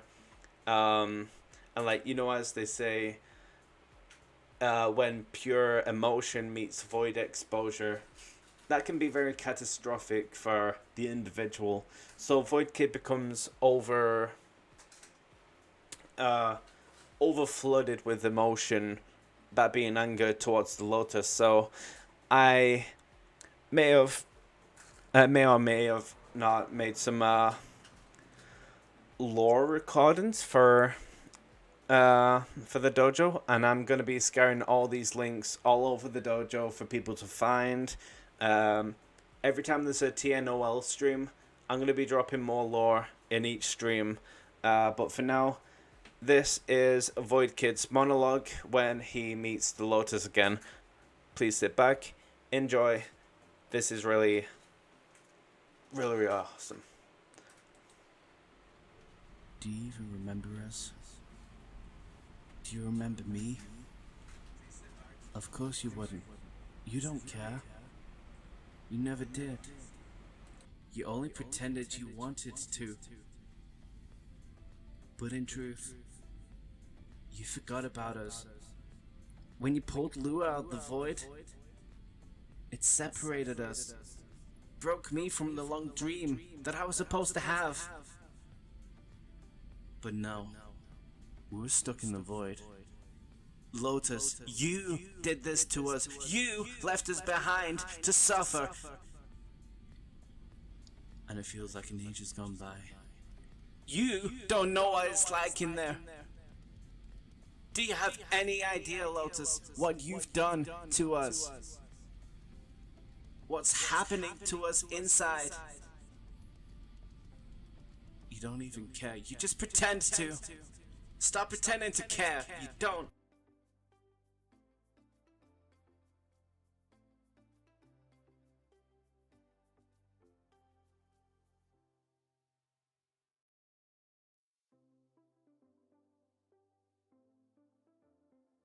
And that was the first video that I want to show you guys. In that you experienced VoidKid confronting the Lotus about like her just simply forgetting about the hidden reservoir on Lua.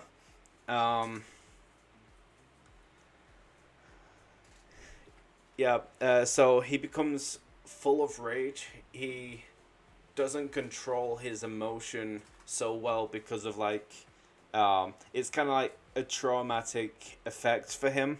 All this void exposure just like becomes him eventually, and seeing the Lotus again, just like, you know, he wants to not kill her, but just like wonder why she forgot about them. And like, she's just there, like, completely baffled, not remembering a single thing about, like, who they are, and, like, what happened. Because, like, she just seems to, like, completely forgot about that reservoir. So, with that being said, VoidKid's just, like, really, really upset that she actually forgot about them. So, if it wasn't for some of the characters in the story that I'm gonna like eventually show you guys some point in full, it was thanks to these 3 Orokin men that VoidKid is still around today. So but actually there's a little twist in the story behind one of these Orokin men who became void consumed himself. So this is kind of like the way I want this story. It involves, like I said, 3 Orokin men. One of them ends up being like, you know, the main guy in it, but the other 2 that he's, well, it was very close to these other 2. Like, there was like brothers to him, but eventually due to void one was like full of envy, one was greedy for power, and like there was kind of like having an effect on the main guy in this story, but eventually void exposure got them too, so it made what they want even worse. It made their desire worse for power, for greed, for all that kind of stuff. And eventually there's a character called Talius. He is like, he becomes kind of like, not Ballast level kind of, not Ballast level kind of like a tyrant, but he is a tyrant of,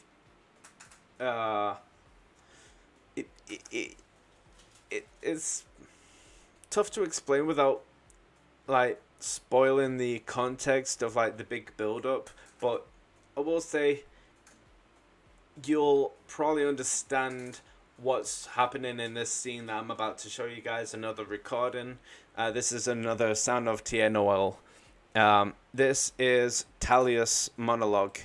Now just picture this as he's becoming more void consumed and becoming more reliant on void energy. relax and enjoy the sound. Again, this is a really, really awesome sound. Wrong! Just as always. Don't you understand? We can reshape destiny itself. Rewrite the purpose that we was made for. We can change everything that we are. And with the power of the void. No, I mean more.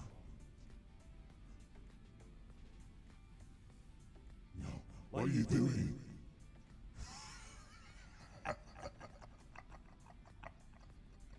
You can stop me.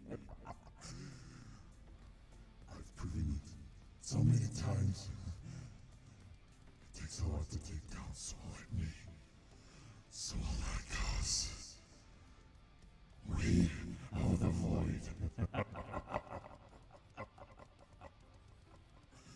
Stop us now.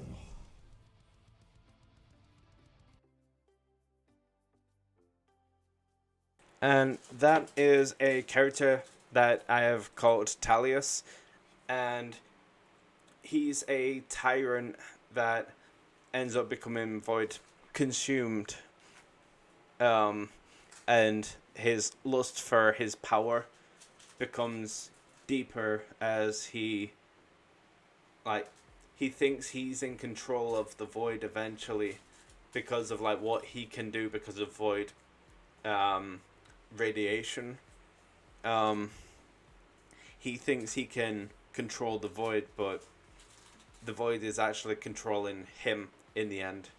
But I'm not gonna say how, I'm not gonna say why, but you guys will see. And it will include a room that's already in the dojo. None of the main rooms that you guys would just venture across, but that is a story for another time. Yeah, so these are sounds of TNOL. They are going to be coming every single TNOL time stream. So, yeah, I look very forward to creating more.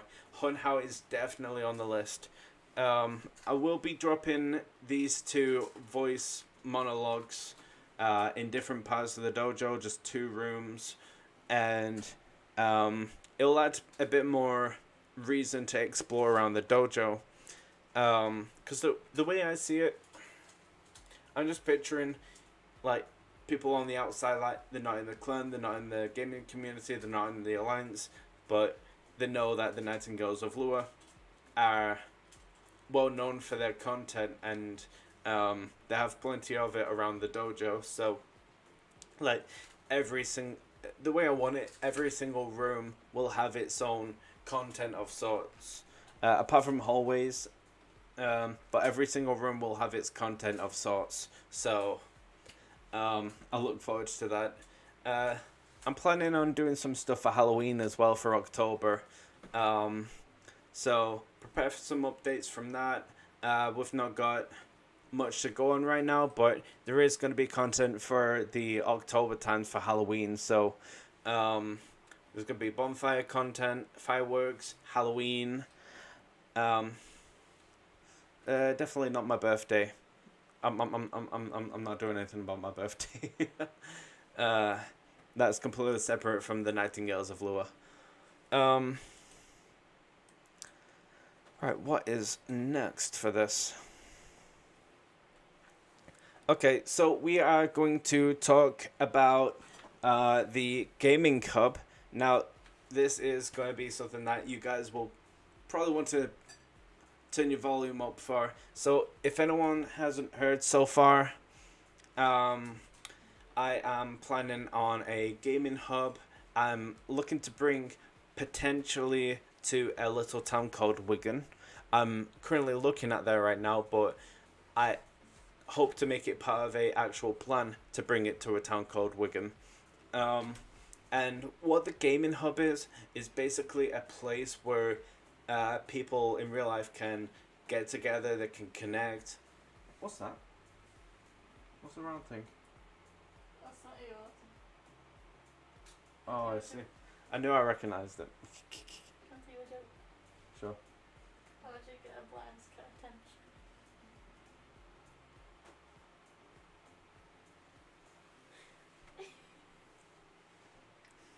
Good one. I just got told a dad joke. I don't want to ruin your ears with this dad joke, so it's best I don't tell you guys. Yeah, so what the gaming hub is basically, like I said, it's a place where people can connect in real life, wherever I base it. It's going to be a place where people can connect in real life, play games like video games, tabletop, card, arcade games, all that kind of stuff. And I'm looking to bring it into like one place, one building. Because what I'm basing it off is actually an experience that I had myself once, that I've ever had the luxury of like having just the once.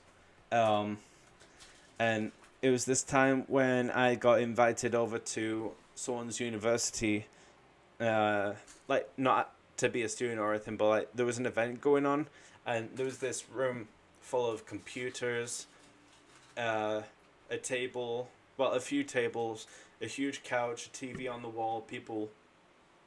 I played Goat Simulator on that TV, and then there was people playing board games, there was people playing video games, and I absolutely loved the feeling of it. People were having drinks and food. It just felt so chill, and I absolutely loved that night, and would do anything to have another night like it, but I'm afraid, like, the only way I could ever have that kind of experience again is if I knew someone on the inside again, like someone in university who knows about them events being hosted. But as far as I'm aware, I can't see anything like that ever again. But I can make it happen though, which ties in with like the whole Nightingales of Lua. So the Nightingales of Lua are gonna open up a hub in that name, where people can just do exactly like what happened that night for me, except it's going to be a lot different. There's a bit different. There's going to be arcade machines. There's going to be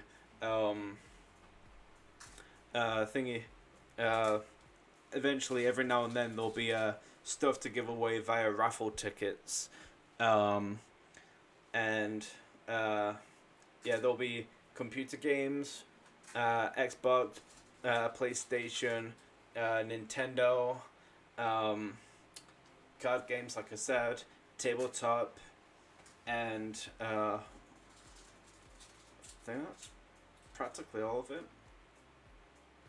Yeah, there's many involving stuff as we can get, but one thing that I didn't think of until like only recent. Well, yeah, only recently I managed to get a plan for something, and I actually have a prototype of it with me right now. Now, to those who are on the TNOL team, that being MJ and Bounty, if Bounty's still here, what is Bounty here? Yeah, so to anyone that knows on the TNOL team, I have been working on a alternate method compared to the original form of where we'd get the profit from the business, because that's what it'll be. And I was thinking TNOL tokens, and I have actually made a custom image based off the well, that logo there, the Nightingale logo. I have made a image composed of like different forms of that logo, just like kind of made in a kaleidoscope way. And I give you guys a TNOL token. Just as you see right there, that is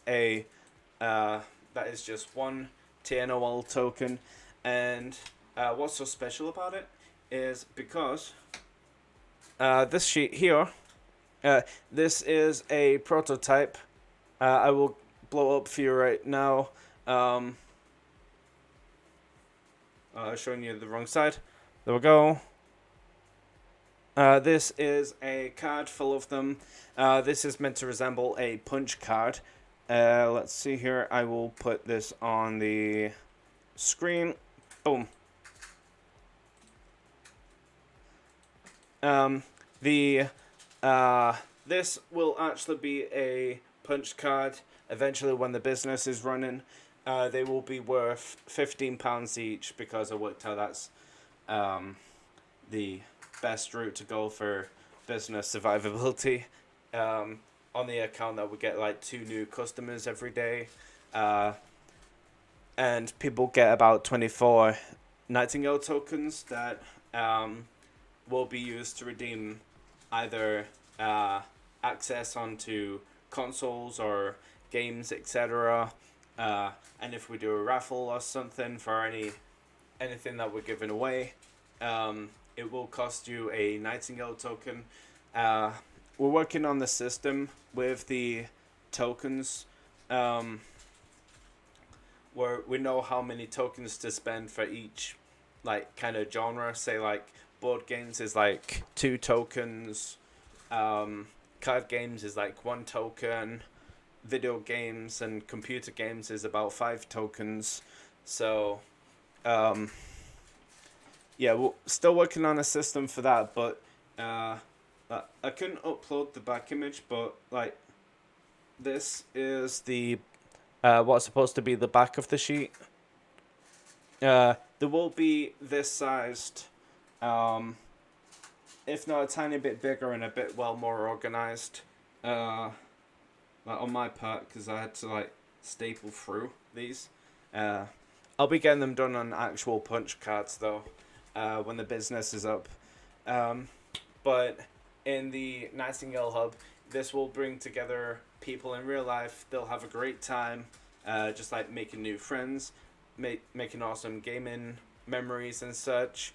And yeah, hopefully I get to bring it to this little town called Wigan, because for one thing, it's actually along the way from like my work to back home. So but for another thing is strategic thinking, and what I mean by that is where my audience is going to be. My audience is going to be gamers, and as far as I'm aware, in Wigan, it's got quite a decent amount of like individuals who like seem to be into gaming. So yeah, I'm still taking the time to process my facts and such, just to see like if my target audience is in this town, because if it's not, that means the business is going to die out, and this, well, that's not going to be good for anybody now, is it? Which actually reminds me, another honorable mention I need to mention while we're on this topic right now is our first donation of £50 from Callum Walsh, who has also been put onto the flag that we have just in this room here, with like what he's done. TNOL Game Hub, first donation by Callum Walsh, £50. So a huge thank you to Callum Walsh for helping us get the start of the funds for this TNOL project. Yeah, I've got quite a lot on my mindset for the future of TNOL, and definitely for the gaming hub. I look to have different phases for this gaming hub, but as far as I'm aware, just getting it started with phase 1 is what I'm mostly just thinking about. I'm not thinking about the other phases where we just add in a bit more. Phase 2 is after we've hit a sustainable amount of income for the business, and then we see what people mostly go on. Like, say if they go on Xbox more, we get another Xbox. If they go on PC more, just get more stuff for more people, so the more people can come in to play the games that they want to play. We'll have such a huge range of board games. We'll try to update the consoles and such to have the most like popular games, and hopefully get everything that people like for each console. Yeah, I look forward to actually bringing this Nightingale Hub to wherever it's going to be parked. Just parking a business, right? But these TNOL tokens are going to be the currency for the hub. And just above the sign of TNOL is the link tree. So even if people have used up all their Nightingale tokens, they can still pass on the name to someone else. So let's get rid of these. TNOL token, TNOL token. I think we've practically covered it for the whole showcase. Oh no, we have not.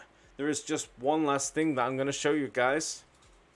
Something that we will use to commemorate this year as our 3rd anniversary as TNOL. So be prepared. This logo won't be around for like forever. This will be supplied on the pennant flag that'll be given to MJ. The pennant flag that'll also be given away in the major event in 5 days from now, the Fall Guys event, which I will show you again. This very event right here. If you are able to join the Discord on just type in. Oh no, it's right there at the bottom. Just join that Discord right there. Follow the TNOL Fest React role in the main category. Go onto the TNOL Fest category, and the invite link for Fall Guys session will be there. That pennant flag will be having this logo on it, but also there is about 50 limited shirts with this logo on. So if you're after this shirt, there's only 50 of them left, and all the money that is raised from if anyone buys any of the merchandise displayed in this very stream, it will go to Special Effects. A big shout out to Special Effects.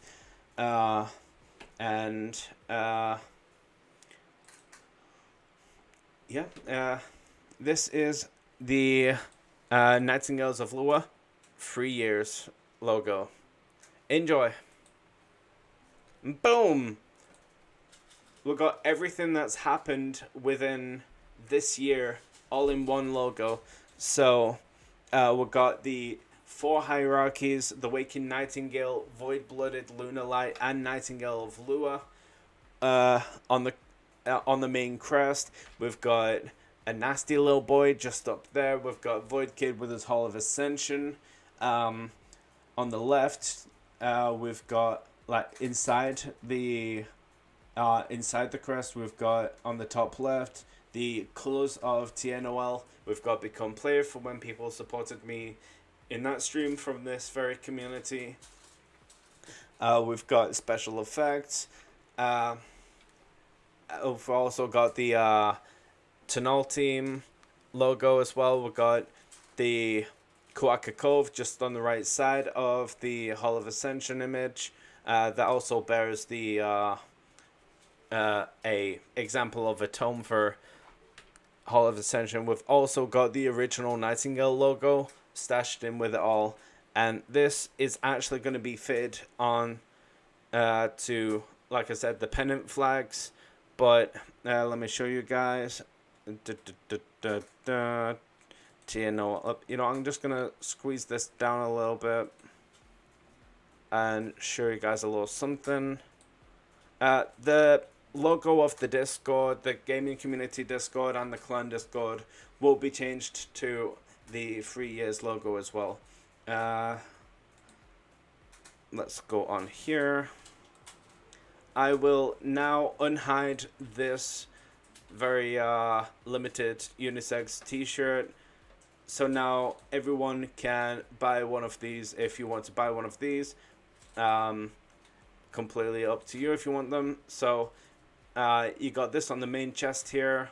You got the Nightingale sigils on either side of the sleeves.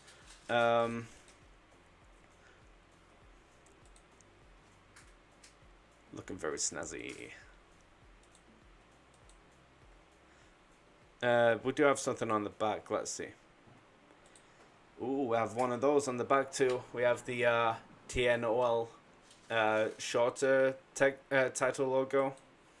Yeah, there is only 50 of these left. If you want one of these, they are now available in the store for you to buy. I might actually buy one myself. Let's close this. Okay, we're just going to take a 12-minute break, but during this 12-minute break, there will be a special effect advert. Please sit back, enjoy the advert if you want to, or do what you want during this 12-minute break. And when we are back, we're going to get into Warframe and... I will be doing a Dog Days squad if anyone wants in with me and Froggy. We're about to blast some Grineer with Super Soakers. I'll see you guys in 12 minutes. My name is Lee. My son Corey is 6 years old. He's hemiplegic down the left hand side as a result of a prenatal stroke. And he used to watch his brother playing games. We would give him a controller that wasn't connected, just so he felt involved. And I did ask a few people when I was out about if they knew of any controllers that I could buy for him so that he could play himself. And no one seemed to know anything about them. And then just by chance, one day, went into game, and I asked one of the assistants in there, and he said that they just had a fundraising day for special effects. From there, I contacted Special Effects, and we arranged to come down. They assessed Corey's needs and did a setup for him there, a few trial and error things, and then they gave us a setup to bring home and to trial, which we did, and he hasn't looked back really. He's really enjoyed it. He likes playing FIFA, but he has to win. Oh, what a shot! Right. And he likes the racing games as well. So it's really given him a bit of independence to play the games himself, and it's just something else that he can do because his physical disability restricts him in so many other ways. It's nice that he can actually have the enjoyment of playing the games. Seeing him so happy, it just makes you feel good.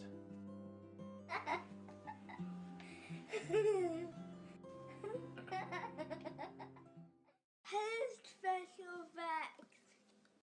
Thank you so much for giving me this wonderful setup.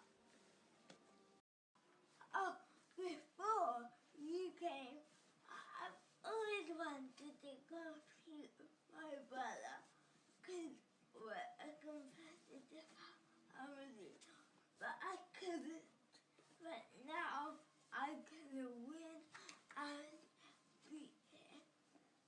I've got cerebral palsy and I'm 11 years old. My right hand is a weak hand, but this includes everything for both your hands. And the coolest thing about it is my feet. It's like cars. I recommend it. Bye! I'm Kerry, I'm Jada's mum. Jada is almost 9, has always wanted to play computer games, but never been able to. Jada's got cerebral palsy and finds fine motor skills very difficult, so the hand controls are extremely difficult. She's now got switches, a large switch for the main jumping and shooting, and then the smaller switches and joysticks, which is good for her fine motor skill because she has to use a joystick.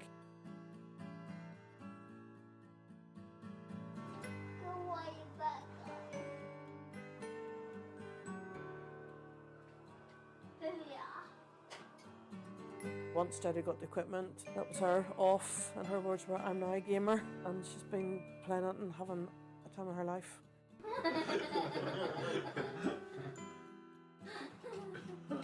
Also, it's something she can play with her friends and not be excluded. She's now in the mainstream, playing games with mainstream children. She's now like her friends, or her and her dad will sit and play football. It's just having fun, and it's lovely to watch, absolutely lovely to watch. I just think special effects are amazing, and what they've done for Jada has been amazing. And thank you so much.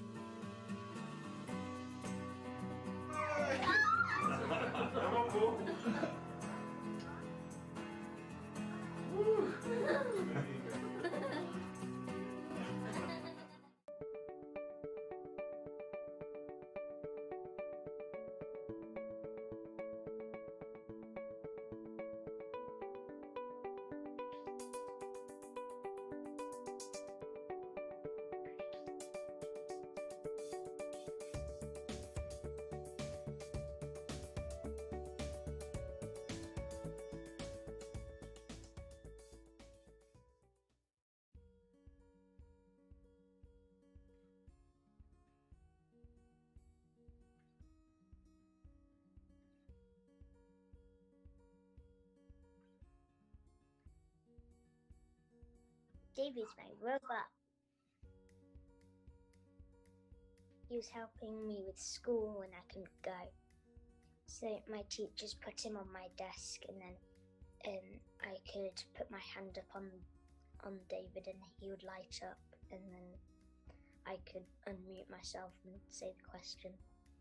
I could wear my pajamas and nobody could see. We got the books at home, and they used to go round the room and ask people to start reading it. So I could do that as well. We set it up on the iPad. There are all the emotions. There's the extremely happy. There's the curious.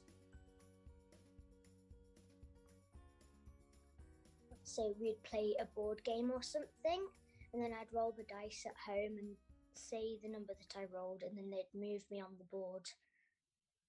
My teacher's assistant took me on the school trip, and they were all looking at the robot. There's the snooze. There's the hand up. So sometimes I used the snooze button when the nurses were here to put some medicine in or something. So I think last time I saw you, you'd been sick for a few months, I think. It was Mick and myself, and we went to see you, and we got you all set up. We played hide and seek, didn't we, when we first... Yeah, I put him in the shoe cupboard. So if you want him to look around, if you press somewhere, it'll move. Oh. I found you. No, super hidden. When I was using David at the hospital, it was weird that I could do school at hospital, but cool because I didn't have to go to school. Hospital was really boring because I didn't have anything to do, but I had schoolwork to do with David.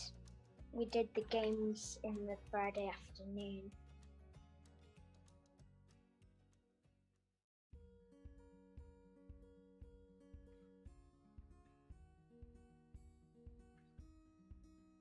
They're beads of courage. Like you have all the beads for different meanings. That's general anaesthetic. That one's for ambulance. White one's for chemotherapy. That's the ending. 2013 beads. David helped me to go back to school because I didn't have to do all the work again. I liked that my teachers knew that I knew the answers still. And she got into the top sets in class. So David helped to do that, didn't you? When she moved over school, you got put in the top group, didn't you? So she really didn't suffer too much at all because he helped her so much to keep in touch, and he made it more fun for you, didn't he? You know when you gave David back? Bye-bye, David. David is out and about the world helping more kids. My name's Will. I'm a C4 tetraplegic following a cycling accident in July 2012. I got back into gaming in 2013 when I found out about Special Effect. The first time I came, I really didn't know what to expect. I've been playing a lot of games prior to my accident, and of that, FIFA was one of the main games I had played, and literally within half an hour we had the shoulder switches and had FIFA set up. I've got movement of the shoulders to limited hand movement, so I've got 2 shoulder switches. They can be set up for whichever trigger button you need them for. For example, you've got X on one shoulder, circle on the other. So for FIFA that's 2 button modes, and chin control, like the one I use for my chair, on the analog stick to control the ball. I was quite fortunate that after being to visit Special Effect the first time, I took all the equipment home with me, and it gave me a couple of months to actually get to grips with, whether it's something that I was going to enjoy and something that was going to be suitable for my needs, and it certainly was. And then we got the links to purchasing the right equipment. Games are another aspect of the life that I had prior to my accident, and a real social occasion. Great to be competitive with friends or just to pass time myself. When I was in hospital, I was seeking advice as to what would still be possible, and I had been told that I wouldn't be able to play games like FIFA again. I'm just really grateful I managed to find out about Special Effect, that I've had this opportunity to get back into gaming, and I wouldn't have been able to do it without Special Effect, and I would recommend it to anyone else in a similar position.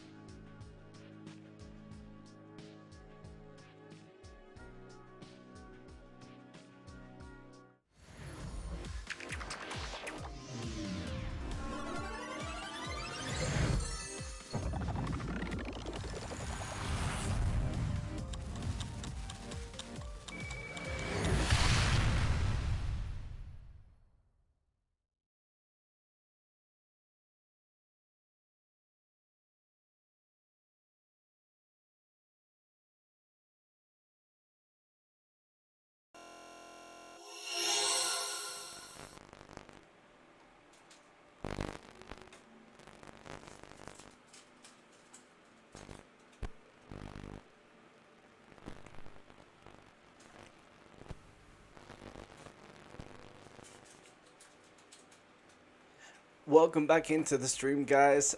I just watched that video for the 4th time now, and I'm still really touched by it. Like, seeing the technology that Special Effects is coming up with to help a lot of people, like who was just displayed then, to still have the ability to game. Everyone deserves to game. Everyone deserves that little space to escape the realities that they know today. And seeing technology like that, I mean, that last person story, from what I gathered, is I know hospitals are only like they can only do so much. But Will, I think it was the last person. From what I understood, he must have been thinking while he was in hospital that there was no chance he could ever play FIFA again, and then special effects came around and there's like, nope, you can still have your fun. Now that I like. And a big shout out to special effects for what they do. I'm honestly really touched at like the fact they're still letting people have the chance to escape to the worlds they want to escape to, rather than like just sit back, accept the difficulties that they struggle with. They're making it much more easier on these people, and that they're really amazing for what they do. Oh, you could say special. But yeah, that was a special effect for anyone that doesn't know about them. They do now. For that 12-minute break, we are now back to play some Dog Days. Woof woof. We are about to squirt some Grenier with some squirters. So, I'm going to be hosting a squad with Froggy if you're still down to join.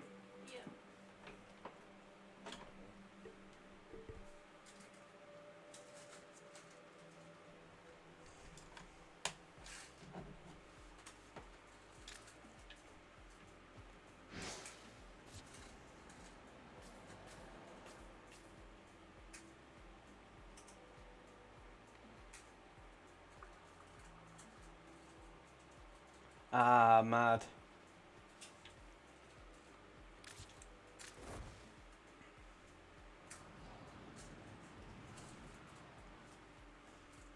Okay, I am going to get into a more comfortable attire for some H2O. Still gonna be cooler though, but I'm gonna make him more fun. So, how can we make him look more fun? Of course, with a Dog Days ephemera. Let's see.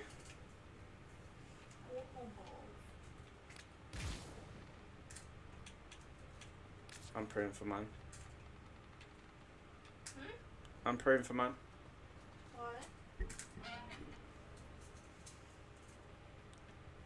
Just think of it. Just in your head, think of it. Okay, we're gonna put this on. I'm gonna take the colors up. Default colors, yes.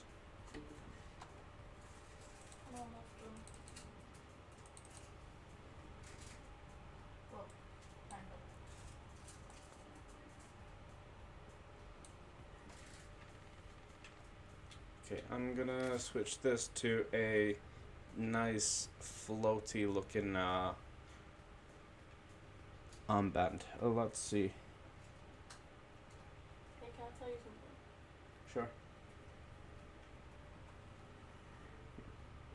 Stand by while I analyze the intelligence profiles of the Grenier. Yep, I got it. Error, not a number. Did the operator enjoy this criticism? Inflatable. I gotta make sure, like, even though Kulovo is deadly, I gotta make sure he's safe, like, when he's stepping into the water. Let's see here. Another inflatable. I'm gonna change the color scheme to... Yeah, I'm gonna make it his color scheme. Yeah, Kulovo.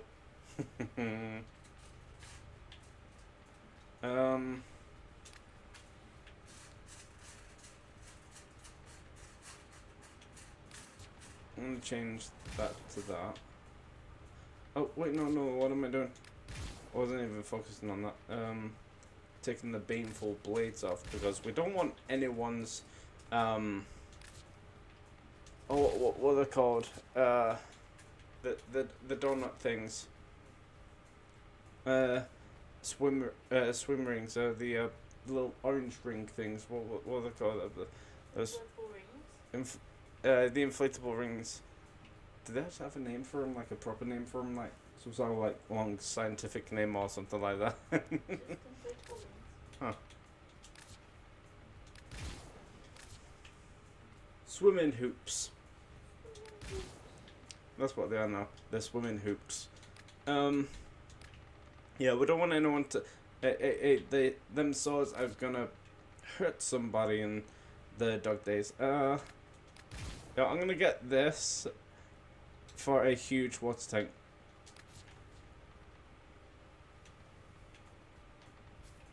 Oh yeah, by the way, there's the pallet.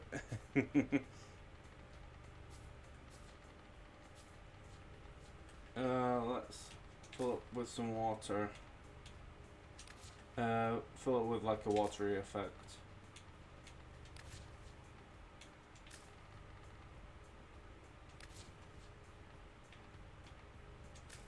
Ordis did not think the operator could be more attractive.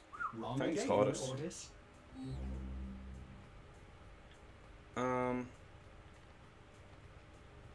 Probably not that.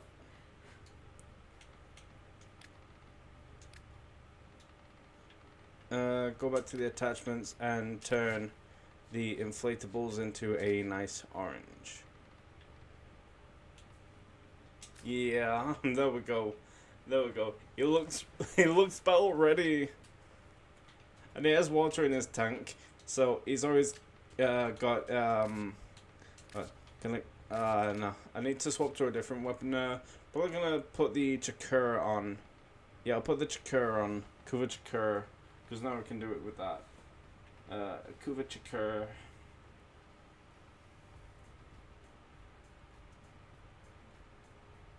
There you are.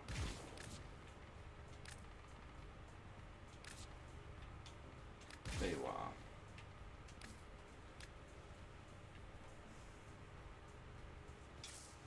Well put together, operator. Now get out there and cut down the and make the Lotus proud. Okay, I'm hosting a squad for Dog Days stage 4. I mean, solo mode. Invite only. If anyone wants to join in the Dog Days squad, just let me know in the Twitch chat. I will invite you. If you're in the clan or on my friends list, this will be much more easier. But I will happily type your in-game alias. Anyone want to join in on stage 4 of the Dog Days? Oh, lovely. Everything in its place. I will type this in the... There it is.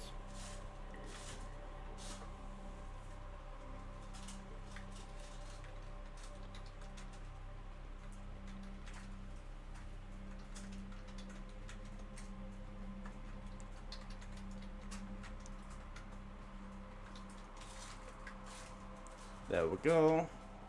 Dog Days Squad mission for anyone. 2 spots with a smiley face.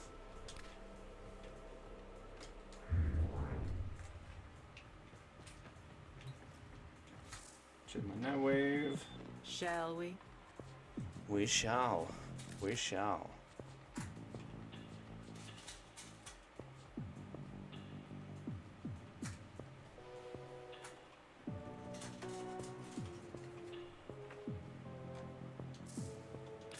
Let's check what's next.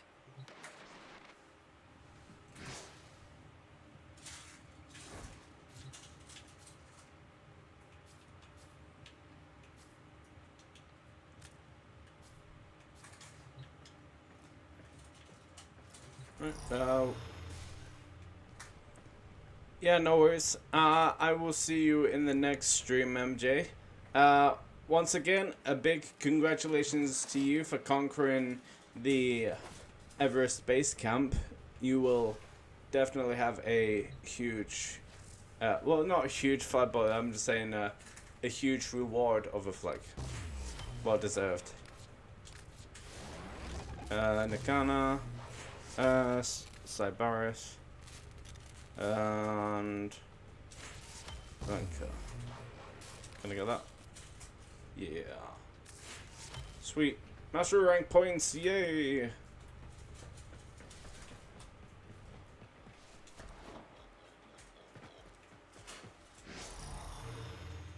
Alright, we'll go public then. Are you ready for... Okay, we're going in public.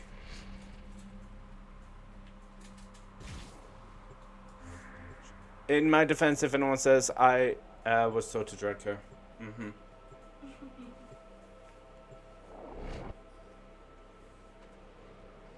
Now we got 2 more.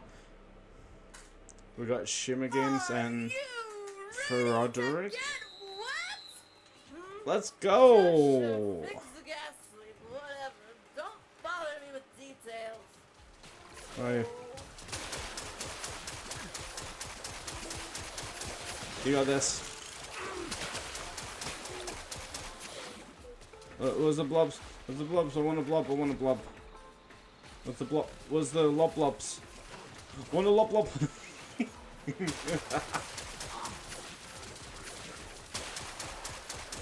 I'm over here. You coward.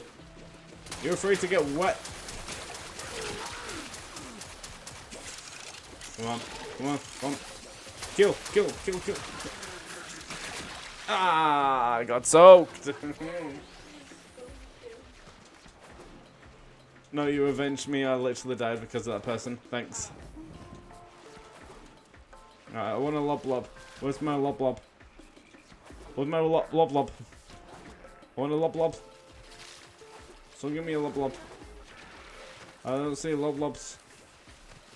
Forget I don't see lob lobs. Oh, come on, give me a kill. Yeah.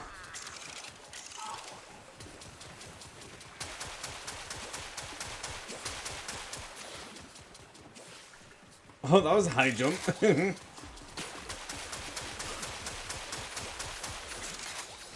Hey, that was mine.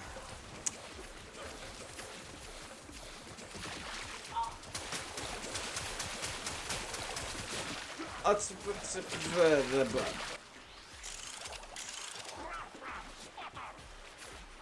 want a lob lob. What does it say about lob lobs? And I don't see a lob lob. This isn't fair. I want a lob lob. Is everyone stealing lob lobs? They're my lob lobs.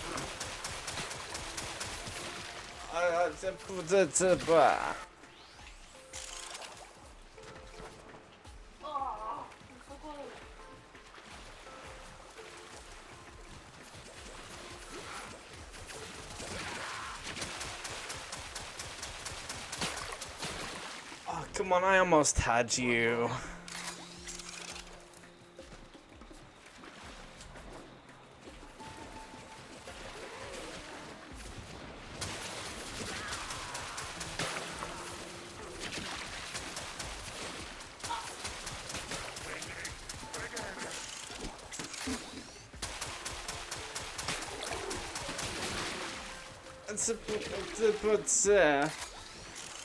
I'm not sure what language that was, but if anyone understood that, if there was an actual language, please let me know. Hey, I killed someone! Hey, I'm getting better at this! Oh, there's one in the tree. Yeah,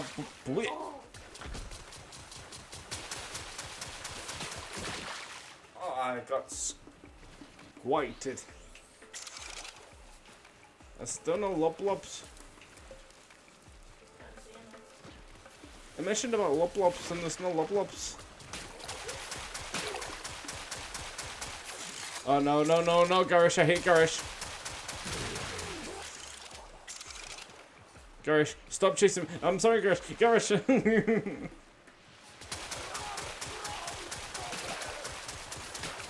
Garish is so fast.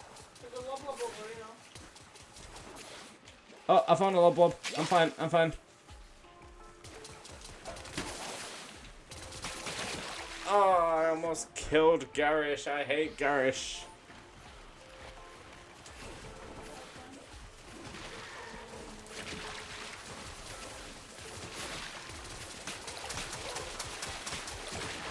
Sorry,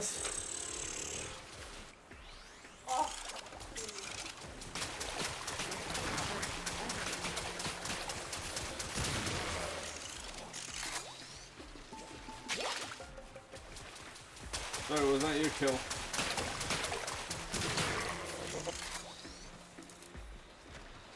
Lob lob!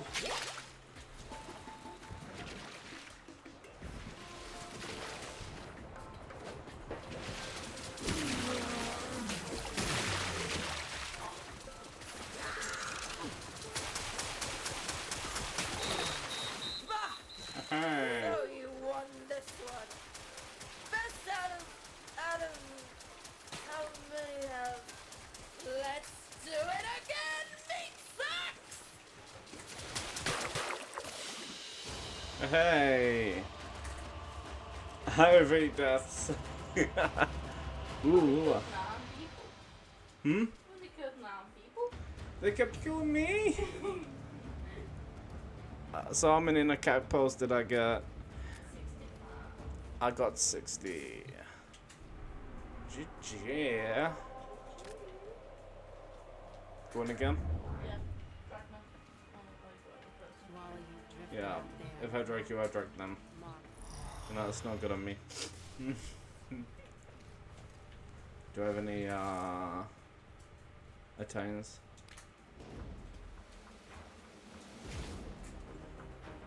Huh? Did you fuse your mods, That's weird. operator? Did they anger you in some way?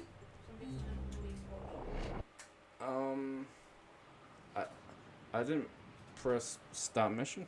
Yeah, they pressed no. My executioners are all dressed up and ready for fun. They look so cute. No, there he goes.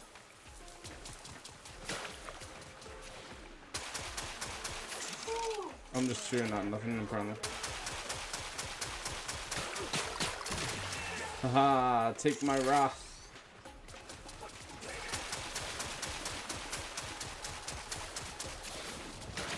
Oh, good to see you were so close to dying. I got squished. I don't know.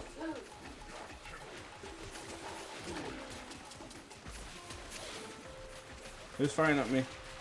Who's firing at me? You. Oh, there's a man. There's a man. There's a man. I get them so low and Oh yeah, I feel that. Haha, what a kick.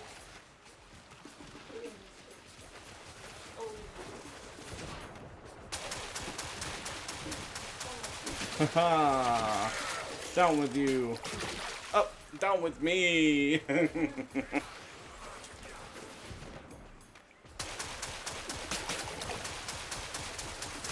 on. No. No. Moons.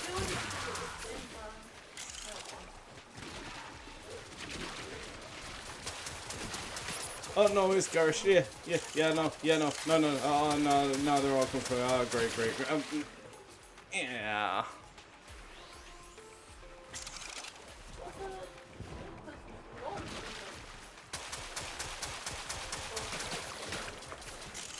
Come get me.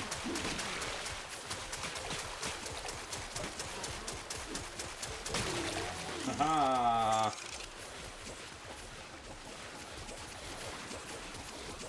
Lob.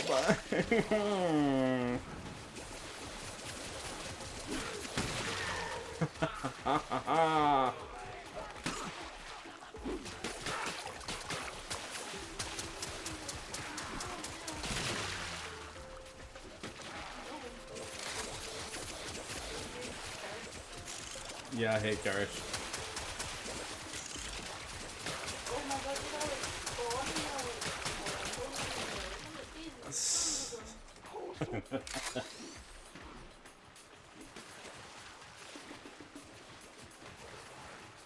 Is that a lob? It's a lob. It's a lob. Ah!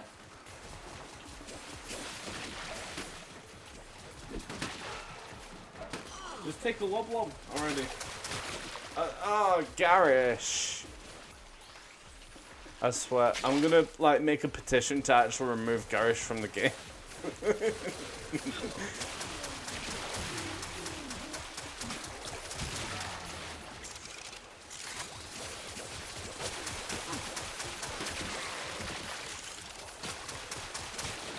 Ah, come on.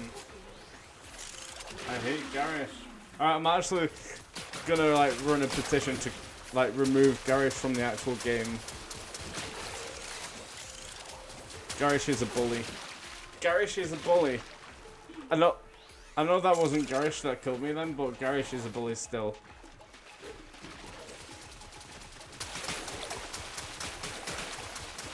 No, I'm sorry.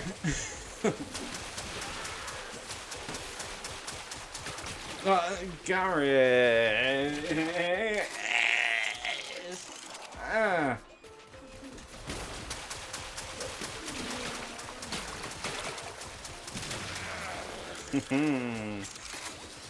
It's only fun when I win.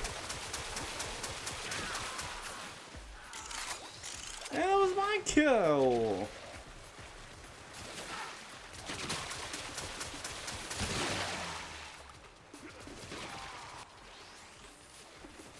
Hey, I got Garish. How's it feel, Garish? How's it feel to be defeated by the enemy you keep killing? Hmm?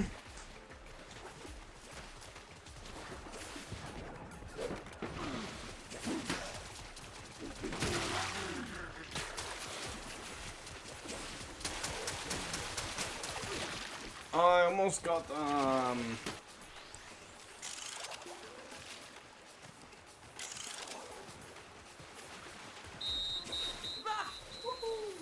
you won this one. Best out of how many have? Let's do it again. Meat sucks. I got 10 this time, but 12 deaths. Hey, congrats for Shimmick Games. They got 0 kills and 0 deaths. No, yeah, the left.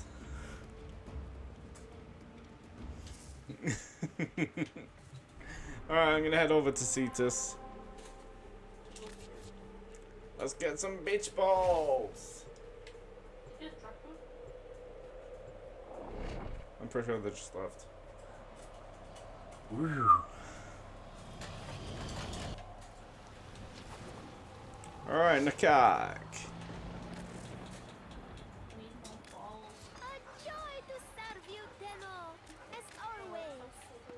Alright, how many have I got? I've got 617 Balls or pearls?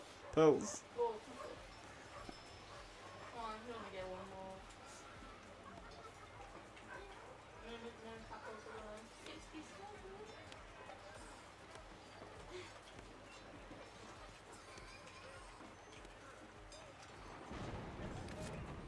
I'm gonna use 70 of them on the colours. Yeah.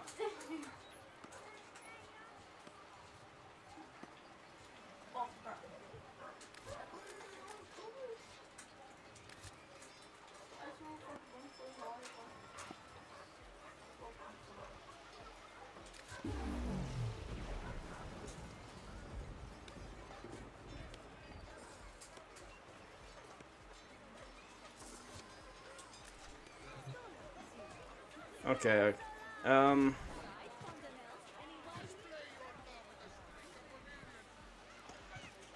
I'm gonna take this to the Plains of Eidolon. If you wish to join. But first, I am going to decorate Kulivo in a beach tone.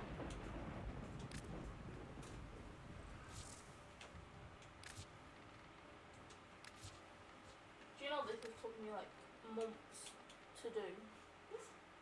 I bought these like 3 months ago, and it's only now I'm finally getting to the end. I mean, I can't believe it because I was there.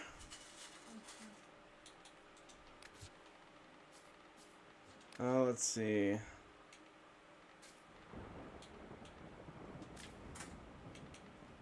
very stormy on Cetus. Still, I just clean him up. Yeah, it's been a fun session so far. You can see us. Yeah. Are you? Come in. I'm gonna just double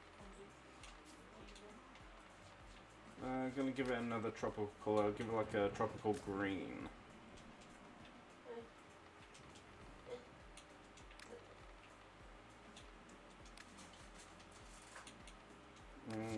Get this back to orange.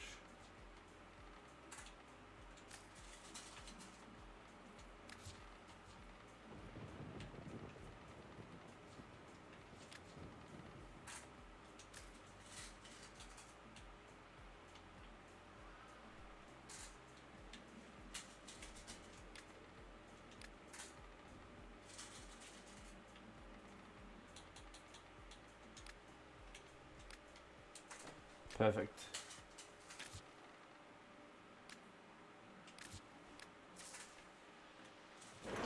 Alright, going into the plains of Eidolon.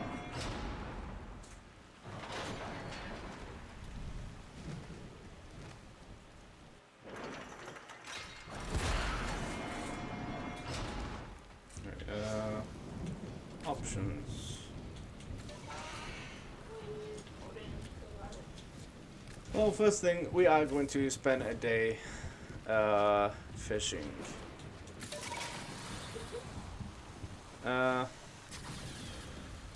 We are going to fish oh,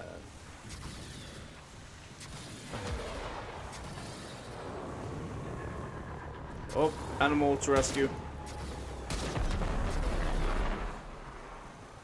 Yeah, let's rescue some friends. Yeah. We'll rescue friends.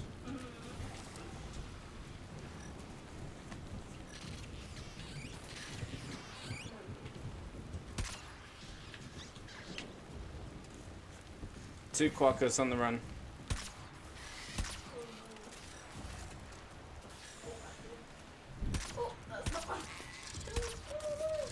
I caught one.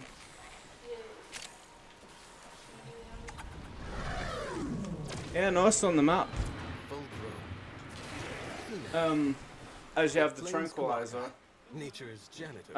Well, at least on my screen, I can see where quackers are and everything.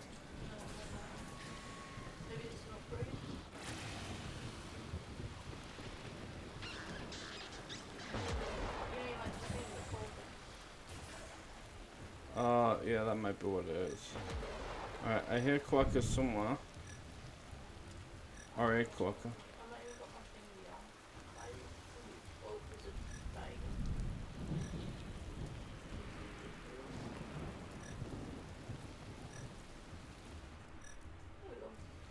Where is it?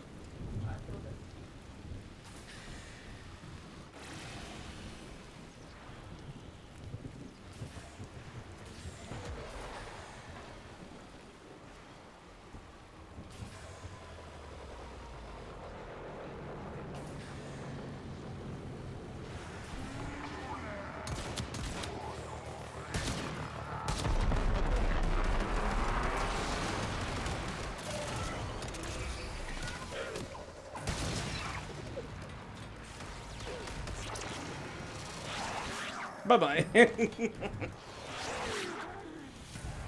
Just flung them into the void.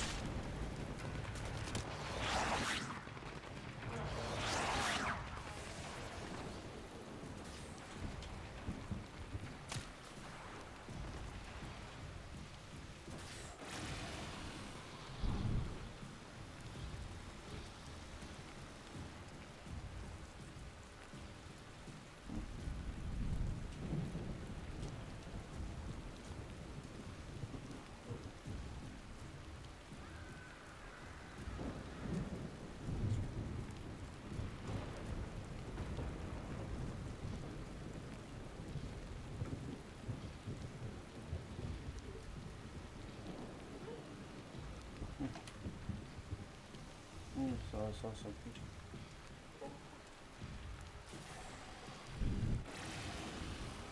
Quackers? On my way. Ooh. Oh, you got company.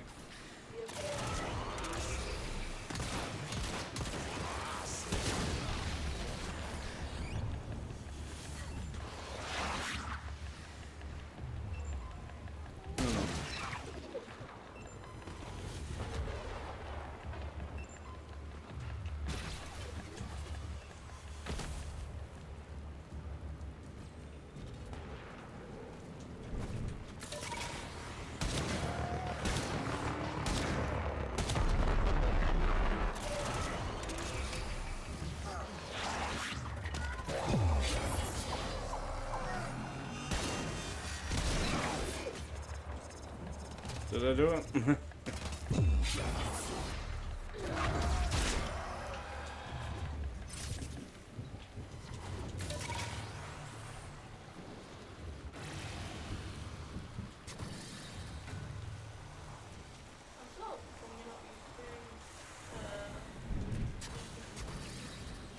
Hmm?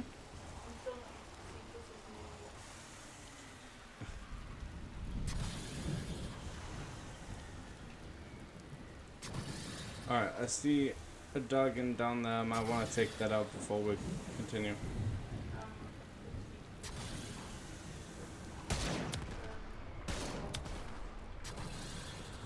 Okay, there we go. I took out the dragons.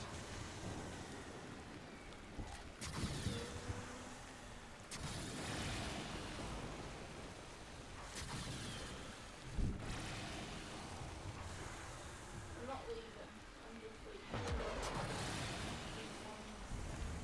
Yeah.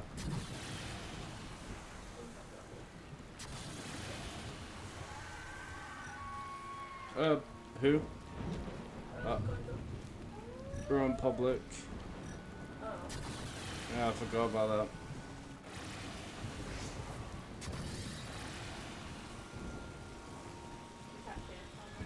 We might want to head out. Yeah. Completely forgot about that.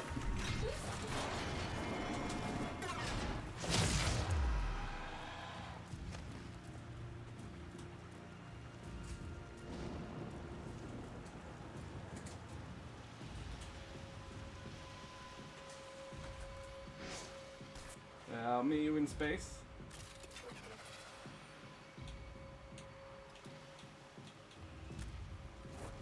I don't think it's letting me leave squad. I'm not sure what's happening. What's going on? I see him off. Oh. Oh.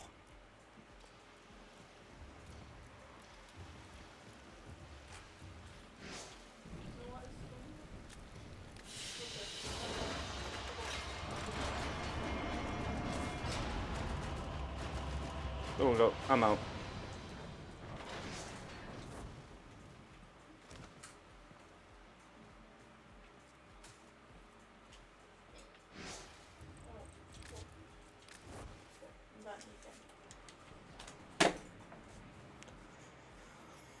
Ended stream? No.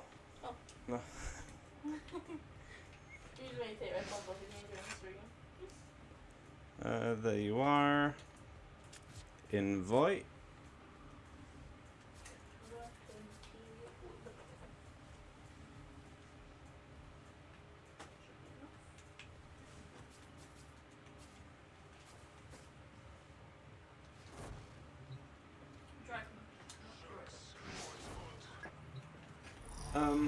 I'm thinking on playing a Steel Path mode, Lua Exterminate.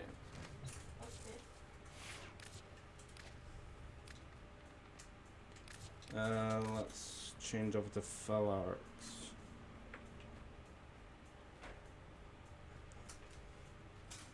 Phalanx, there you are.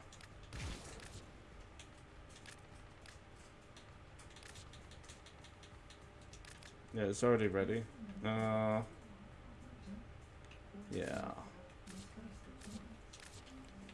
Change to primed look.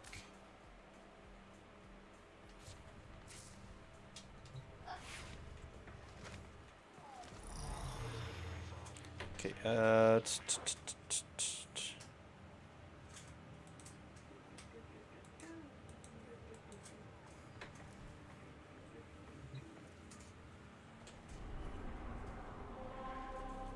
operator?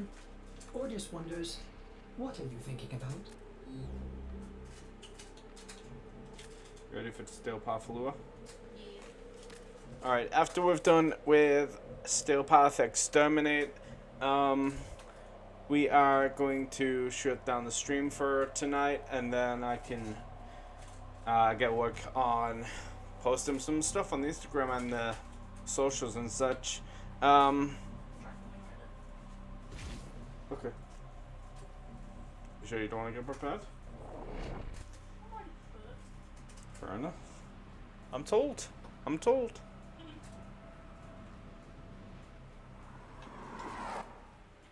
Each enemy is more powerful than before.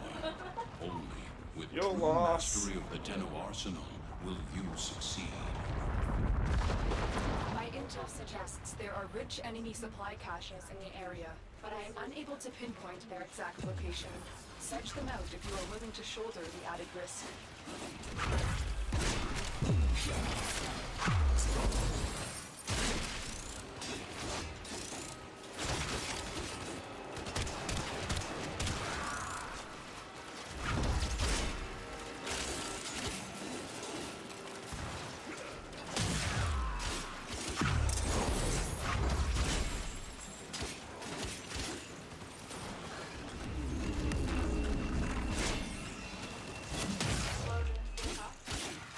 I just If they scan you, just sentient finish off fighters the won't be far streaming behind. style, I guess.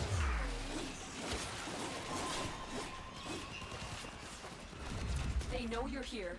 Prepare for sentient fighters.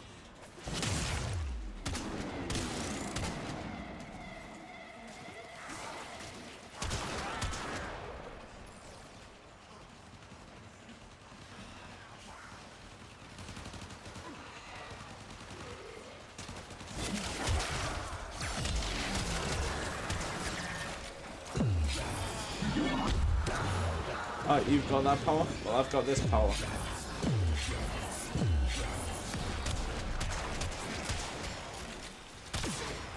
I got you.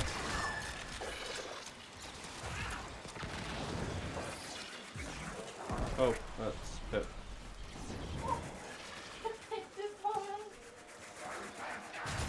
Oh, I can't get Pip now.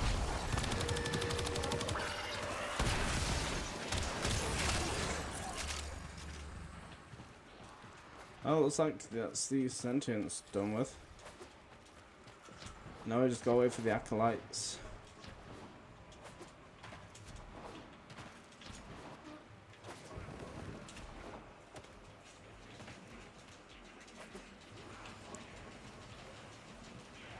Oh wait, no, we've not done marbles on stream. We'll be finishing off with the marbles on stream, and then we'll be finishing off with the stream. Oh, now we gotta go back down.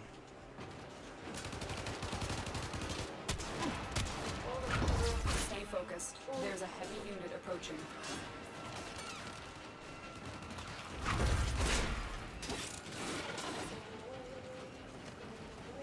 Oh, okay. I'll go away.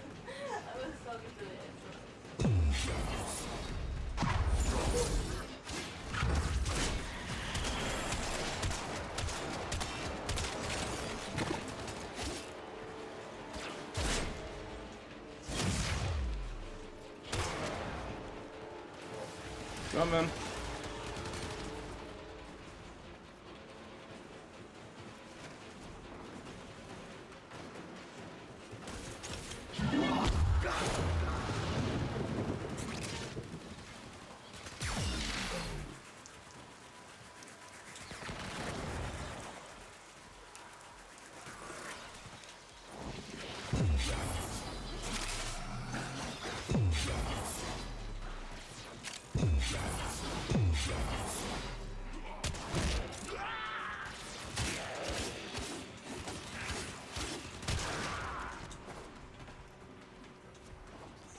Wait, I just heard a noise coming from your end.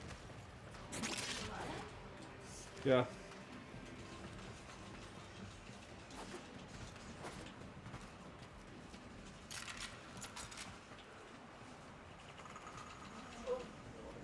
I think there must be a secret locker over here somewhere.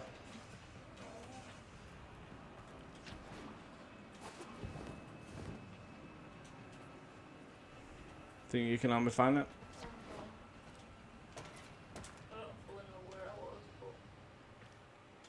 You should be able to hear its distinct noise it makes. Ah, you found it. You found the first tome. I'm detecting 2 more faint hints.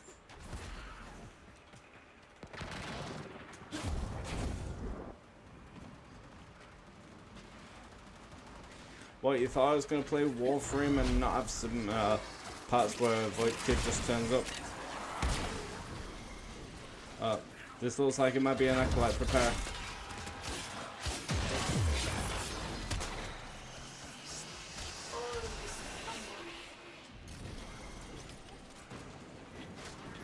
Attack us and we will counter. Easy. From luck. Not easy.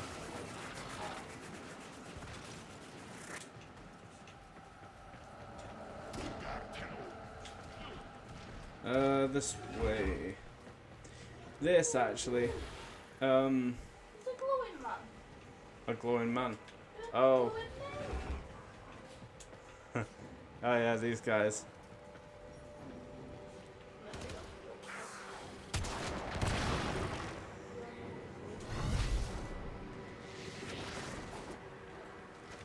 Yeah, this. Oh yeah, that way. You're right. You're right. That way.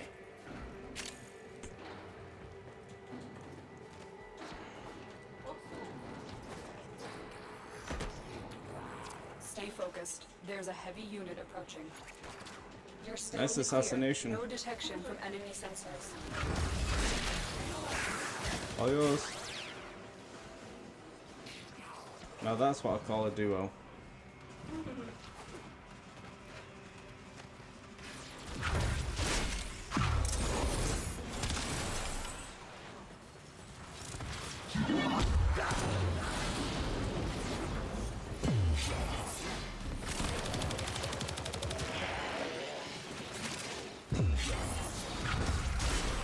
Oops, sorry.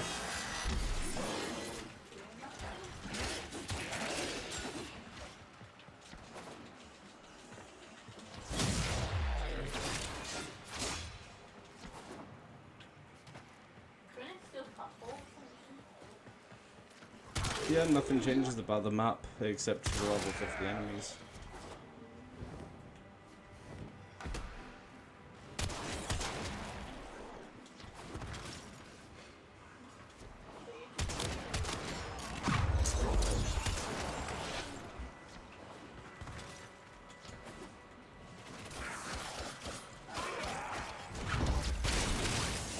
Just the two of us.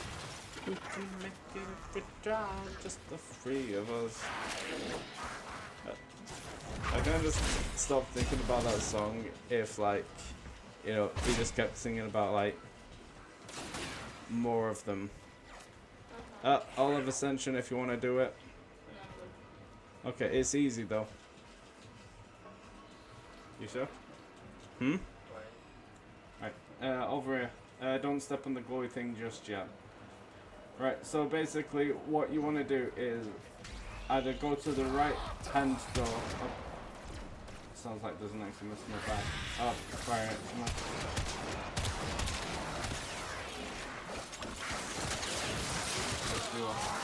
Alright.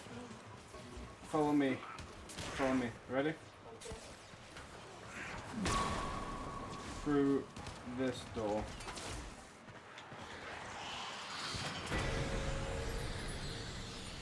There we go. You just rolled into it. And boom! Nice! Stay focused. There's a heavy unit approaching. Hey, Lotus, they are trying. Oh. There you go.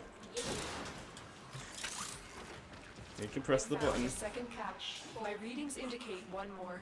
Did you just roll off the edge?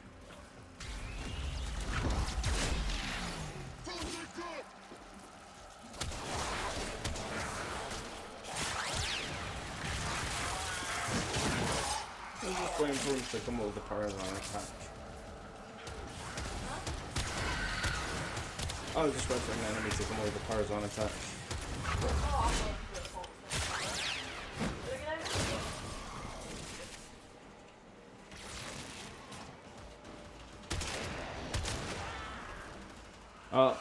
Acolyte, Acolyte, Acolyte.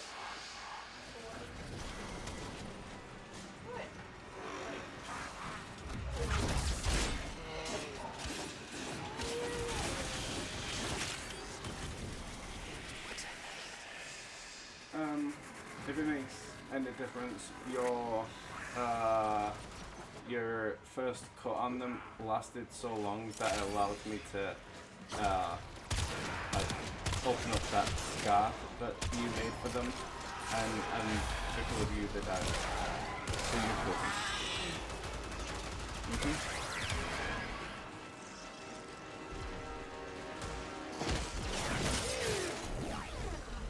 Okay, there is literally. Oh, I thought I went completely in. Damn it. That would have been so cool. I just Parazon someone into the Hall of Ascension. But then it just glitched me out, so it didn't actually happen. Though it would have been so cool if I did.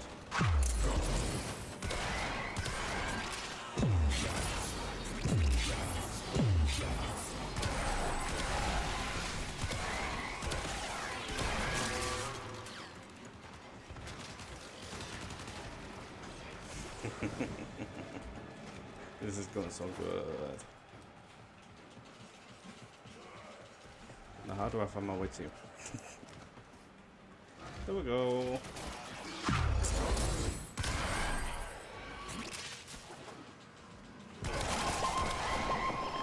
And to think I got rid of the third ability once.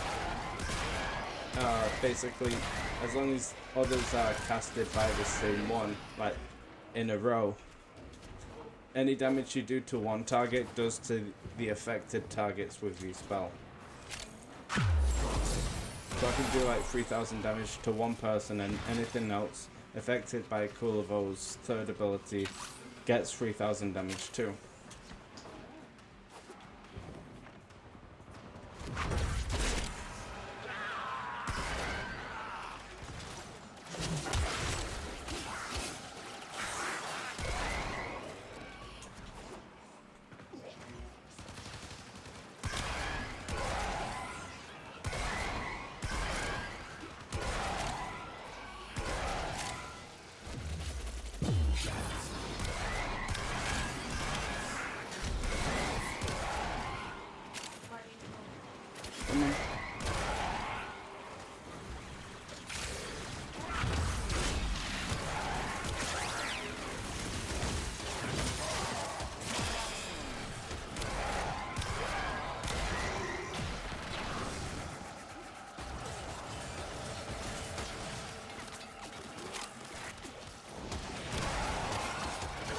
Do you want to get revenge on them?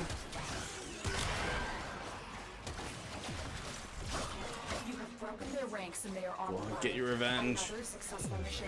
Find extraction. Yeah! And that is Nightingale Fury, guys. Don't mess with us. Yes. Let's blast our way through. They can't hold us off forever. Oh, okay, maybe just me, but they can't hold you off forever.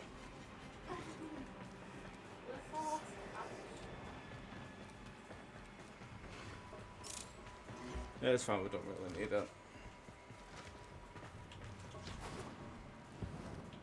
Poor nightingales that resided within this reservoir.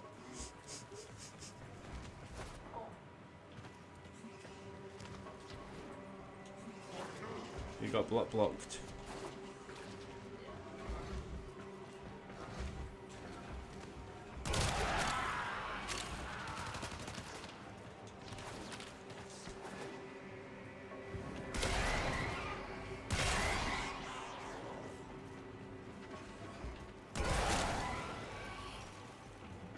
Oh, they're fried took. Oh, no. They're still up. Oh. I don't think they're okay. they just like, suffered from, like, 50-degree burns. Became heavily traumatized. I hope so. No, it doesn't look like it. Doesn't look like there is. Yeah, no. Alright, extract. Step on l'extraction. You saved me! Your will was greater. This is good. Okay, we're about to go do some marbles like we used to in the streams. Now, doesn't that sound fun?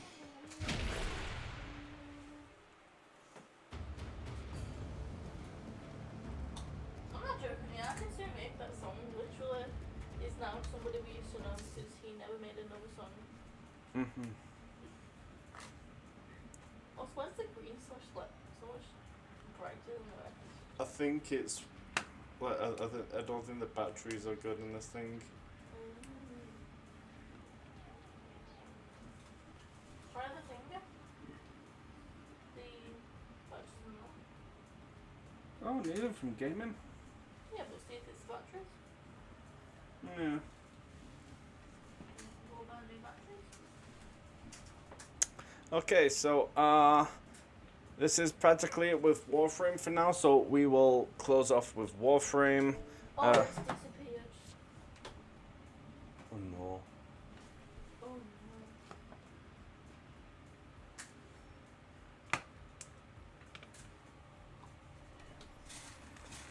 Okay, could you turn that off? Hmm? Could you turn that off, please? Oh, music. Yeah. Okay, there we go. Okay, I'm just gonna get the marbles up. Hey, it made a finger, look at it. It made a neon. Okay, so it's just downloading a little. So we will just wait for it to do its thing. I didn't do that. I didn't burp. Not me. Operator, That was for are you enjoying the view?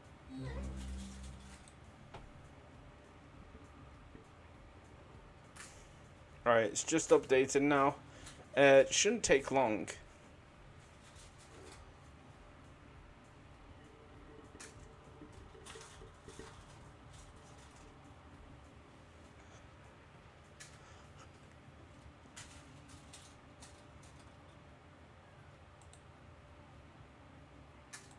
Okay, while we wait for the marbles to do its thing. Nora is till then.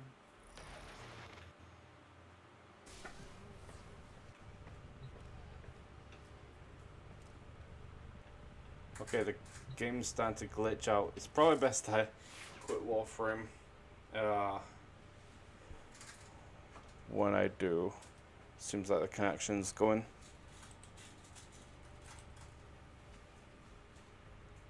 Excellent armaments, operator. Okay, we'll go around the dojo. Yeah, that's another thing we forgot to do. We'll just go around the dojo, show off the dojo. I'm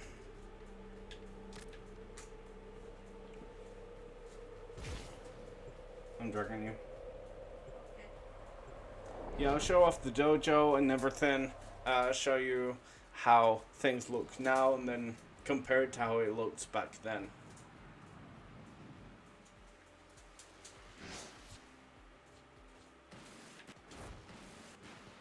So here is the mantle, which is practically the area where the Nightingales kind of like rebase themselves at after like living for so long in the long dream in the reservoir room. So this room, yeah, there's the Nightingales in their pods. Like, all of them are Nightingales. We've also got this little race around the mantle, so start race, and then you go around. Checkpoint. Through here.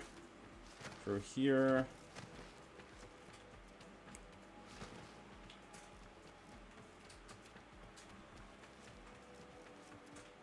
Checkpoint. And then there's a checkpoint here. And another checkpoint. And this is for beginners. Bullet jumps. Activate the jump and crouch at the same time while moving and aiming in the direction you want to bullet jump. So that I performed a bullet jump. Double jump here. Checkpoint. So you go through here. And I've seen many people fall for this trick now. The false room trick. But the actual way to get over it is through here. Boom. Thinking outside the box. Wall dashing. This is executed by jumping across a wall repeatedly while continuously moving against the designated wall. So I got these arrows here to like pinpoint like where to jump along. I can't do it with the glitch. I'm so sorry. Let's just get back up. Yeah, the glitch is terrible. I'm so sorry for that. For this. Had no idea this was gonna happen, but I'm gonna still try, even though there's a glitch in the stream. So you jump over to here, and there is a checkpoint. Oh yeah, I forgot about this. Air gliding. Oh.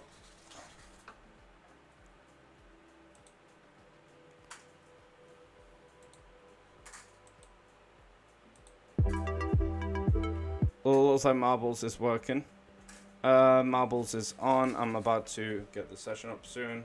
Perform this by holding your aim button in the direction you wish to go and hold the aim button until ready to release. So, yeah, double jump and then glide. That's a way to do it, but you can just jump and glide. But bullet jump, double jump, then glide. That's the way I normally do it. Then there's an alternative of doing a wall dash along, just in case you can't do it. So, bullet jump, double jump, glide. Bullet jump, double jump, glide. And then checkpoint. Typically I ignore that pallet down there, but it's optional just in case people don't people want it. That was close, that was close, close, close.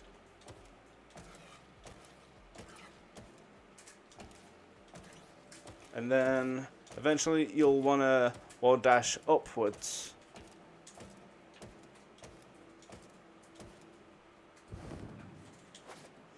I failed at my own thing, just like Call of Ascension.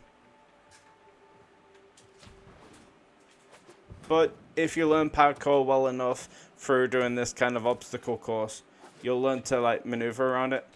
And yes, I will not ignore the finish line. So anyone that's joining the dojo and they complete the race, they come up to this part eventually and find the Nightingales of Lua Instagram. So they can take a picture, tag the Nightingales of Lua in it, and yeah, it just shows that you've completed that little obstacle course, and that is the mantle. Boom! So going through the Golden Gate of the Nightingales, we have got a updated hallway for what leads directly to the vault room. Now this room has gone through many evolutions, and Nightingale pods will be added to every single room eventually. Oh wait, who's that? I saw someone, but you're not moving around. No, who's that? Okay, we got someone in the dojo. Welcome in. That just spooked me for a second. I thought it was you, Sparta. But it wasn't. Spooked me for a sec.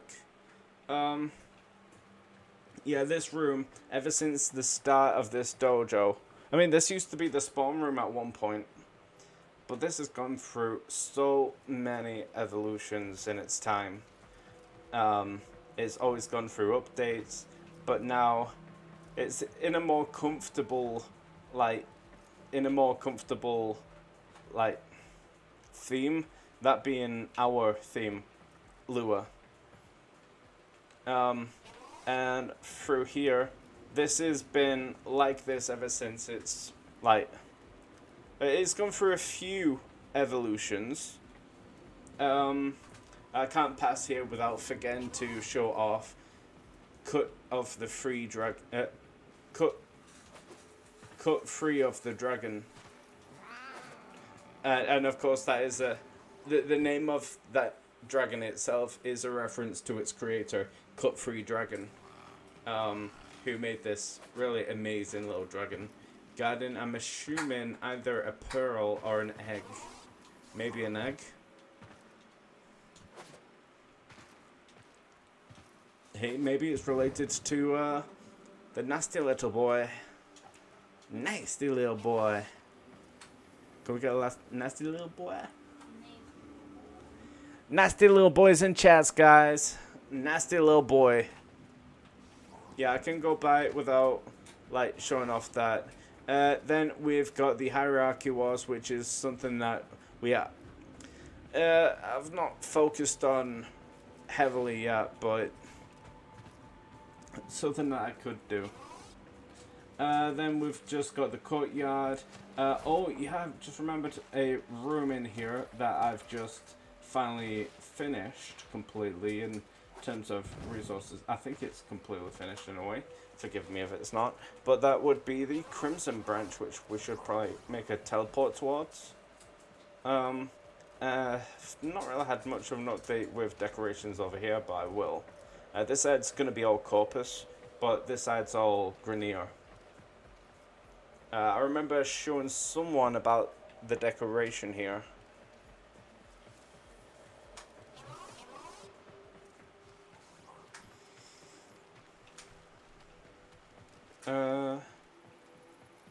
Yeah, there was rooms over here, but they've been deleted.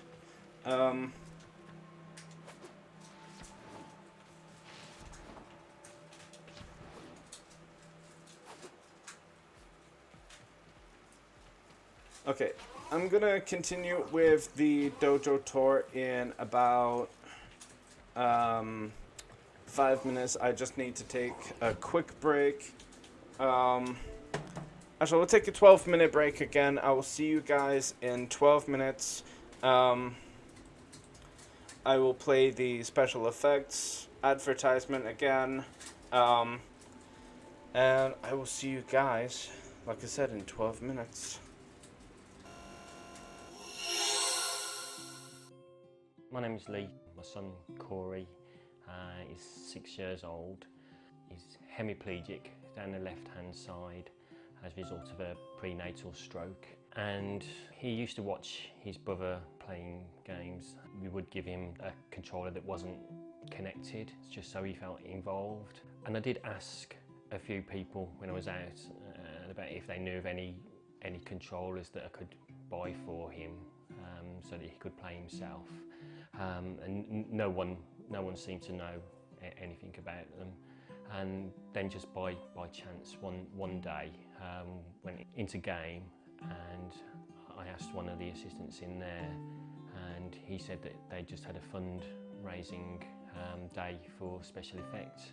From there I contacted special effects and we arranged to come down. They assessed Corey's needs and did a setup for him there, a few trial and error things, and then they gave us a setup to bring home and to trial, which we did, and he hasn't looked back really. He's really enjoyed it. He likes playing FIFA, but he has to win. Oh, what a shot! And he likes the racing games as well. So it's really given him a bit of independence to play the games himself, and it's just something else that he can do because his physical disability restricts him in so many other ways. It's nice that he can actually have the enjoyment of playing the games. Seeing him so happy, it just makes you feel good. Hello, special effects. Thank you so much for giving me this wonderful setup. Oh, before you came, I've always wanted to go shoot my brother because we're a competitive family, but I couldn't. But now I can win and beat him. I've got cerebral palsy and I'm 11 years old. My right hand is a weak hand, but this includes everything for both your hands. And the coolest thing about it is my feet. It's like cars. I recommend it. Bye! I'm Kerry, I'm Jada's mum. Jada is almost 9, has always wanted to play computer games but never been able to. Jada's got cerebral palsy and finds fine motor skills very difficult, so the hand controls are extremely difficult. She's now got switches, a large switch for the main jumping and shooting, and then the smaller switches and joysticks, which is good for her fine motor skill because she has to use a joystick. Go way back.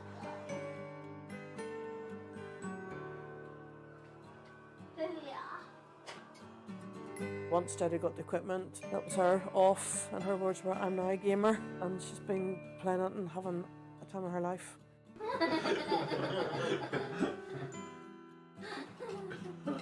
Also, it's something she can play with her friends and not be excluded. She's now in the mainstream, playing games with mainstream children. She's now like her friends, or her and her dad will sit and play football. It's just having fun, and it's lovely to watch. Absolutely lovely to watch. I just think special effects are amazing, and what they've done for Jada has been amazing. And thank you. Thank you so, so much.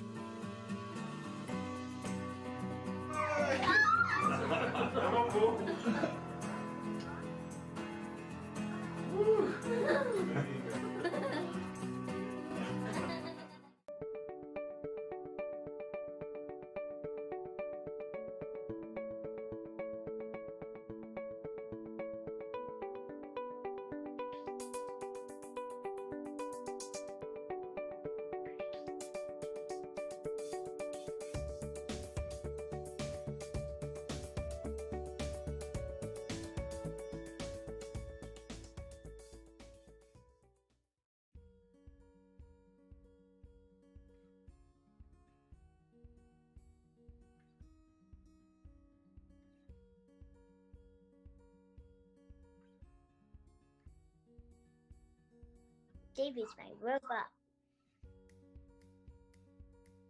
He was helping me with school when I couldn't go.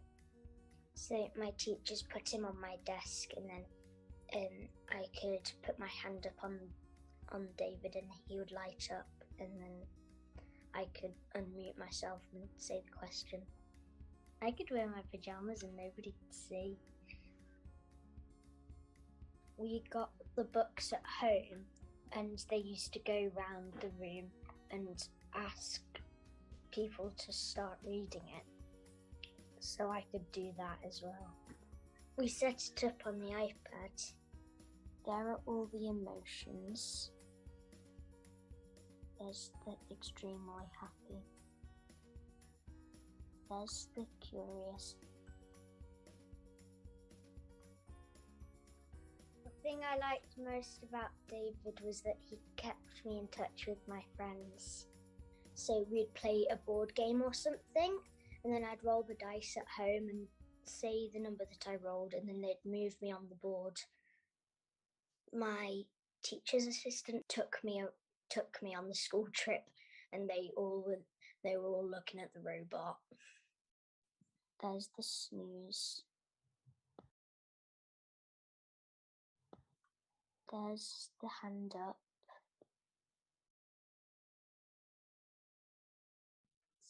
Sometimes I used the snooze button when the nurses were here to like put some medicine in or something. So I think last time I saw you, you'd been sick for a few months, I think. It was Mick and myself, and we went to see you, and we got you all set up. We played hide and seek, didn't we? When we first... Yeah, I put you in Yeah. the shoe cupboard. So if you want to look around, if you press somewhere, it'll move. I found you. No, super hidden.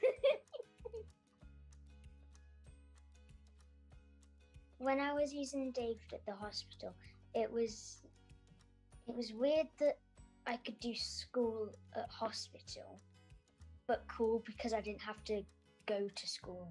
Hospital was really boring because I didn't have anything to do, but I had schoolwork to do with David. We did the games in the Friday afternoon.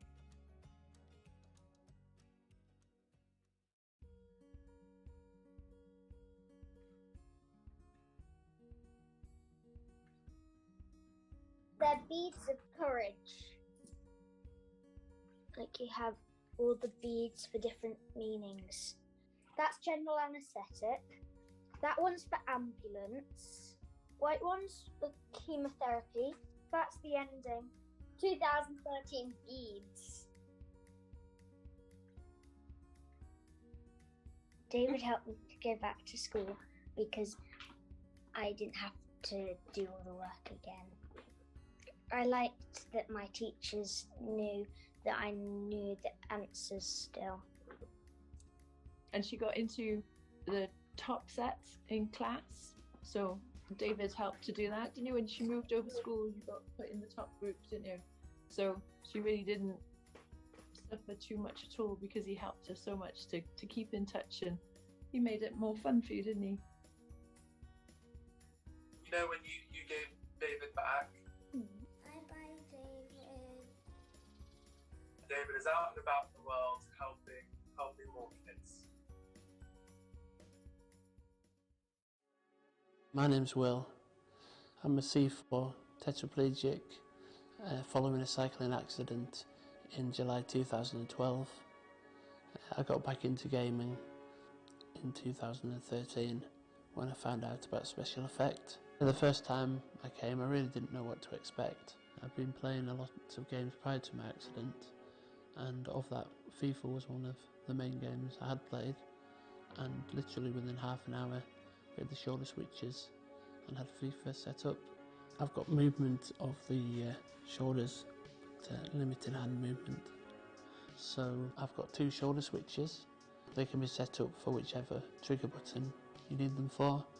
For example, you've got X on one shoulder, circle on the other. So for FIFA that's two button modes, and chin control, like the one I use for my chair, on the analog stick to control the ball. I was quite fortunate that after I'd been to visit Special Effect the first time, I took all the equipment home with me, and it gave me a couple of months to actually get to grips with, whether it's something that I was going to enjoy and something that was going to be suitable for my needs, and it certainly was. And then I got the links to purchasing the right equipment. Games are another aspect of the life that I had prior to my accident, and a real social occasion. Great to be competitive with friends or just to pass time myself. When I was in hospital, I was seeking advice as to what would still be possible, and I'd been told that I wouldn't be able to play games like FIFA again. I'm just really grateful I managed to find out about Special Effect, that I've had this opportunity to get back into gaming, and I wouldn't have been able to do it without Special Effect, and I would recommend it to anyone else in a similar position.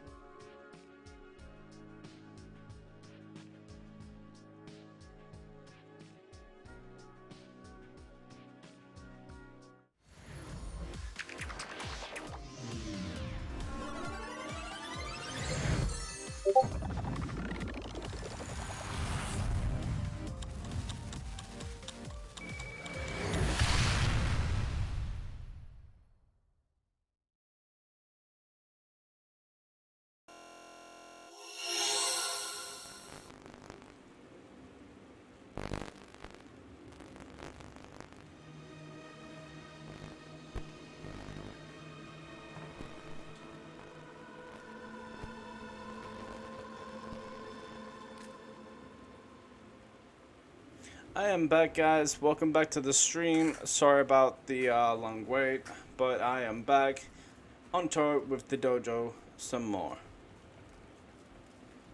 Okay, so going into the dry dock.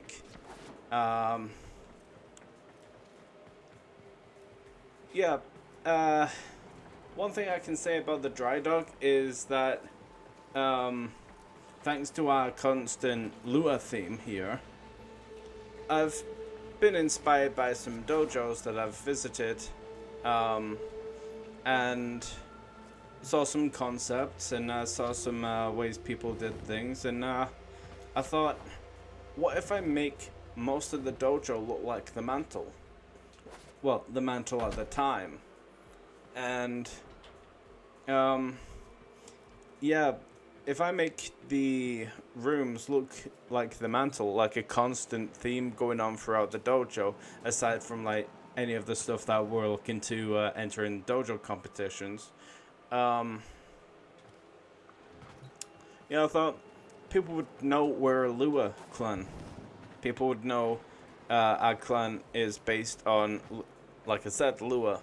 So, that being said, this dry dock here has gone through its era itself, but also it's been through like changes in the lighting, trying to find the right light configurations to where people can still see their railjack. Like, you go up to the interface here, and I suppose that TNOL pod's in the way. We could get rid of that one. Which one is it? I think it's... Which one is it? It's that one there. If we get rid of that one, people will be able to see their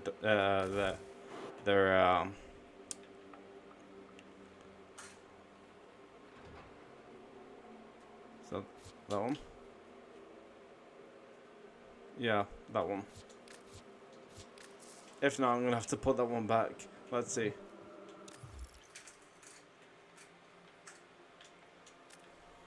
Yeah, it's that one. Yeah, if people was able to see their railjack, that'd be great. You know, especially if we want to decorate in, like, the outside and everything. But, yeah, I want to make things look just like the mantle. Like, you know, I want to make this constant Lua theme so people would know exactly who we are as a clan. You know, not just in the name, but as the actual concept itself of the dojo. I want to make it seem like a Lua Palace that I keep calling it. So yeah, keeping a constant theme of Lua is absolutely essential when like redesigning a room. The consistency of its theme is an absolute importance towards decoration. Like even with this room here, like you can still tell it's a Lua room. Yeah, because that's the theme that I want people to, you know, think of first with us. So we're gonna keep this kind of theme going. Going down this way, which is a hidden area that some people might just like walk past if they're exploring the dojo. It goes to an unknown corridor. This is a room that we will be heavily working on next for Halloween, and it could essentially be a place of spawn during Halloween. And this is an unfinished piece of, I'd say art, because like the person who designed this room really had a nice concept going. So we'll finish off what they made. It was Anime Mercy who put this together, I believe. Unless I'm... Yeah, it was Anime Mercy. It's the concept of an old clan member of ours. I'm not sure if they're still in the clan or not. But we're going to use this place in Halloween times. There's also another floor to this where we'll also be working on.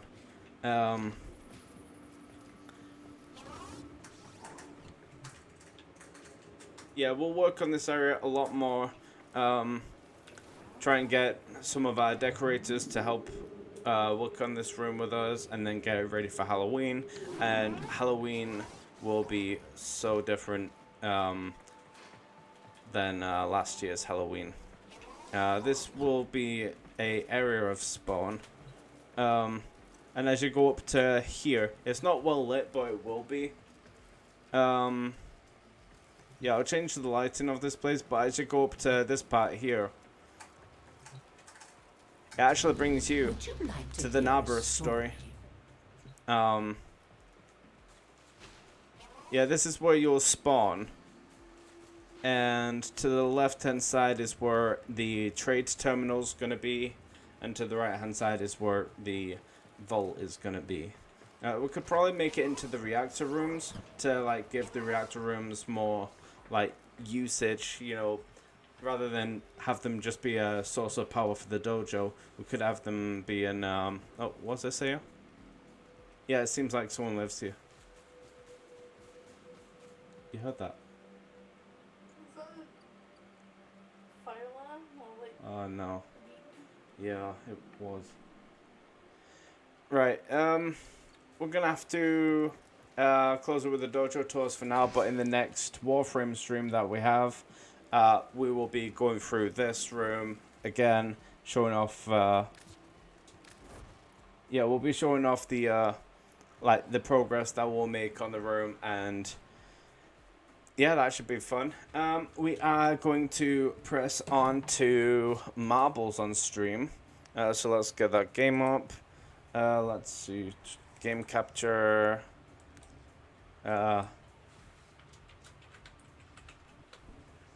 if anyone is looking to join this game, all you have to do is type in the Twitch chat !, and play, and it should bring you into the marbles game. Yeah, the game's already up. There we go. I've already joined the squad, I think. Yeah, I'm already in. If there's anyone that wants in on this game, it is ! and play. Just watch the Twitch chat. We have Froggy joining the squad. She will show you how to join the marbles game.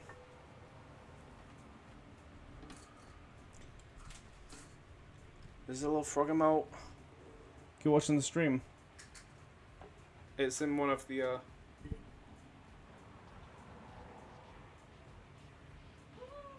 it's a frog emote. Yeah.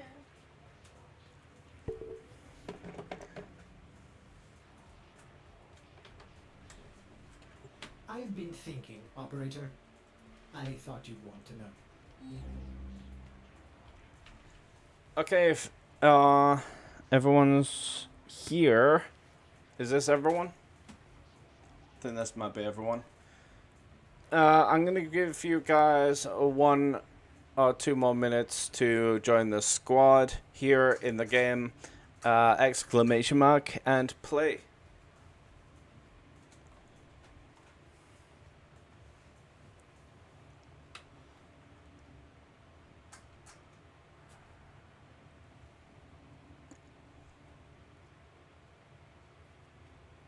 Yeah, I haven't played this in a while, but we are going to make this more of a regular thing again.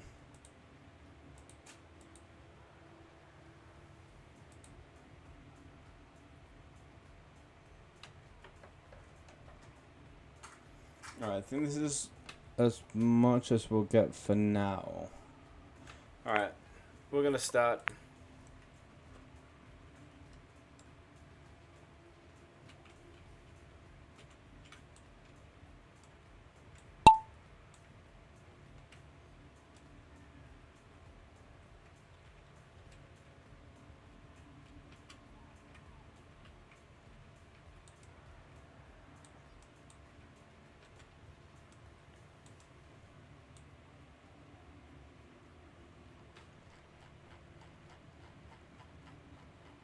Alright, here I am.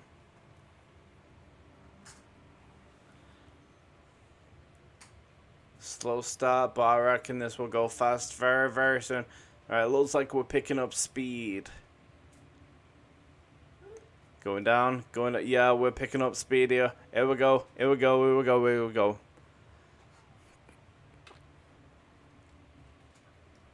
Almost. Almost. Okay, we're starting to get a little slow again, but I reckon, again, that we're going to pick up speed. Unless we're continuously just going to circle around and round and round. Oh, no, looks like I'm getting closer. Looks like we're getting closer.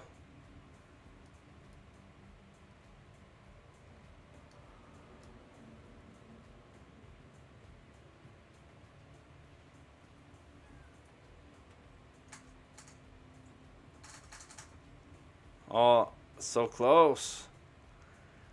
Go down. Go down. Please. It's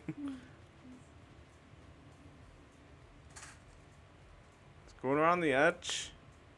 Come on. Sup. I'll change the lighting. Oh, we're going down. We're down. We're down. We're down the hatch. Right, Sparta, you're in first. I will follow Sparta.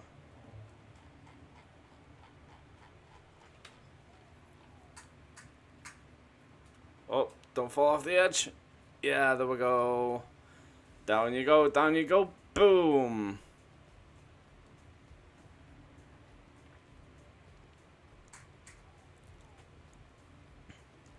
Will you make it so easily through? Looks like this is going smooth. Up. And you hit a wall.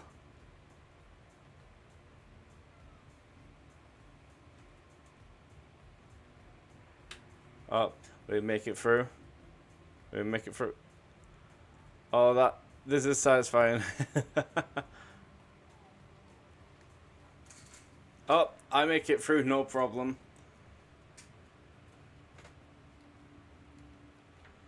Fergie, let's take a look at you. Oh, Sparta. Will you make it out of this hellhole? Will Sparta make it out of this hellhole?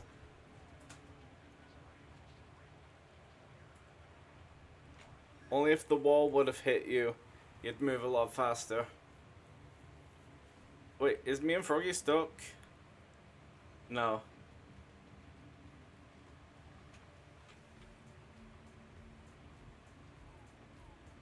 Oh, looks like he's on the right path now. Froggy, you are in the lead. Let's follow you.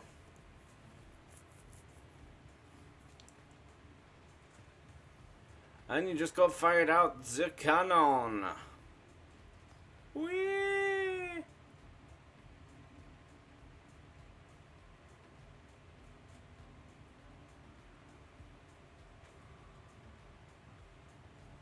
I'm absolutely loving the physics in this game.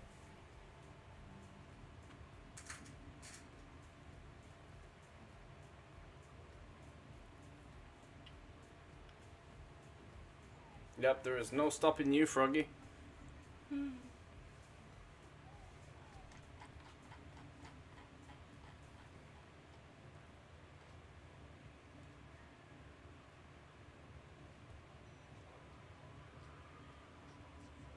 Oh, this is trippy.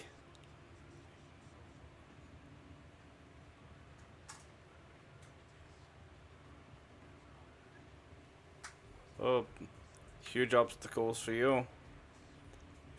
That looked like the void for a second. Are we in the void?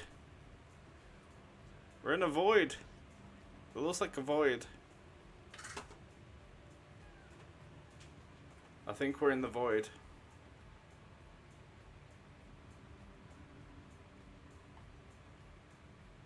Oh, there's the exit. Who's gonna make it out? We're all neck and neck here. Ah, we're crashed. We're crashed. Well, the game didn't crash, but we crashed into each other.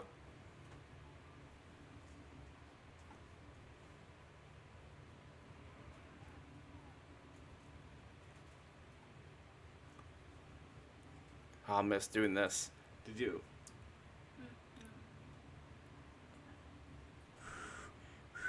Oh, damn it. Not still winning? Looks like we're just waiting for someone to, like, get us down the right path here. Up, Sparta and Froggy, you look like you're gonna crash into it. Up. Yeah, you both crashed in. You crashed into me.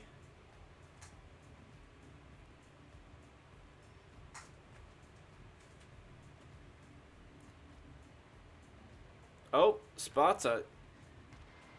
You're out. You're out.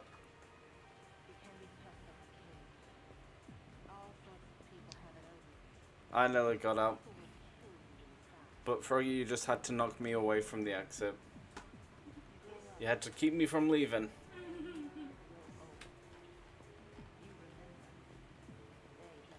Sparta, you're having this easy. What cheat codes are you using? I swear Sparta's using cheats, right? He has to. Only because it's not working easily for us. Let's see. Me. Is there a prize? No, it's just for fun. I can only afford so much. Ah. You'll be getting a big box soon. Huh? You'll be getting a big box soon. A big hug. Big box. Big bucks. Yeah. Big bucks. Oh, you're on about money. Oh, am I being thrown into the void? Yep, I'm thrown into the void. I'm out, I'm dead. Wait, that means only Froggy remains. Oh, can I win? Looks like there's only one thing. If I win, you can get water spoons. On top of the weather spoons I was getting you already. Yes. Excuse me. Okay. Will you make it? Will you make it? I think you will.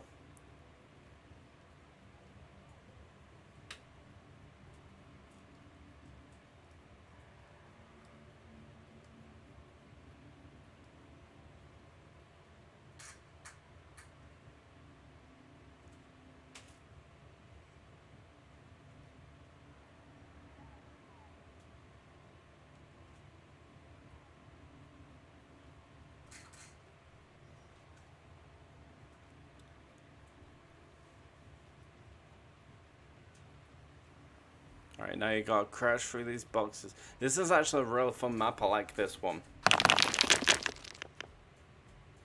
Okay, the boxes have crashed. What happens now? Are you stuck there?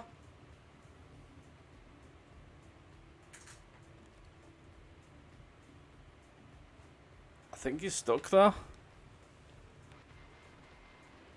You didn't... Oh, wait, no, the box is deleted. The games continue. Haha.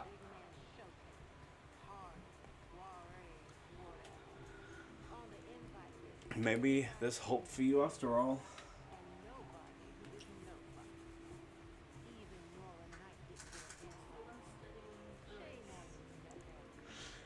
I'll tell you.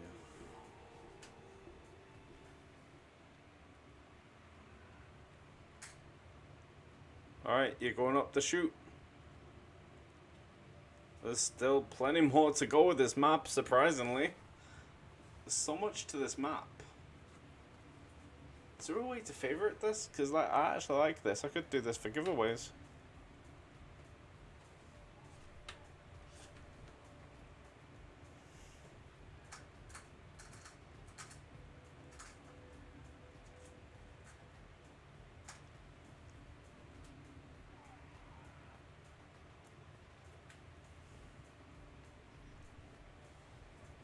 Here you are, soldiering on while we're dead.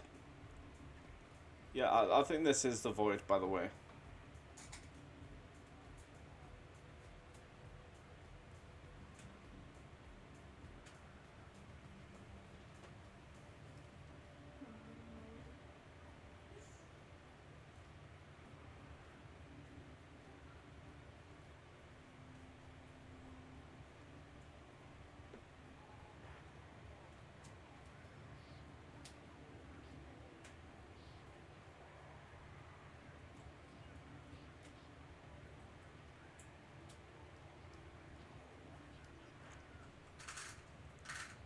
Do something.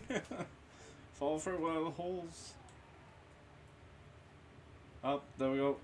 Do we have something? Yeah, there we go.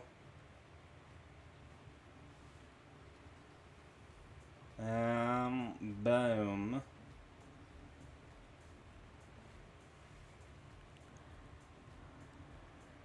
If anyone wants to join in this game, I will host another session of this. Hopefully we'll get more people involved. Like, it would be so awesome to see how many people could, like, literally break this map.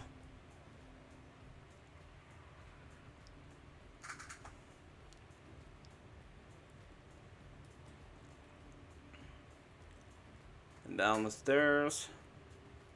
Yeah, I think you need to finish now. But it kind of just looks like you won anyway. Yeah, I think it's safe to say you won, Froggy.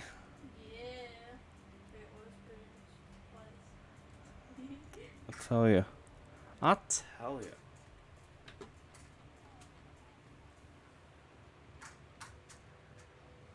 Oh, apparently we're not done with the map yet. Yeah, no, we're not done with the map. Still a bit more to do, apparently. Imagine I get like so close to the and then I die. Yeah.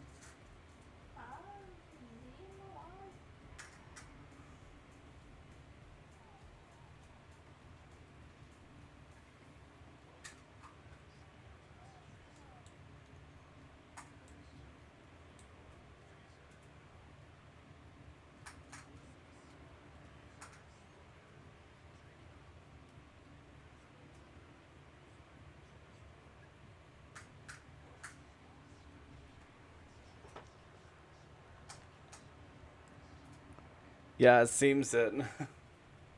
I reckon she's cheating. I reckon she's using some sort of codes to cheat. Like, telepathically. That's what's up. Apparently, all she's doing to cheat is, like, reorganizing the alphabet. Everyone, reorganize the alphabet. Cheat!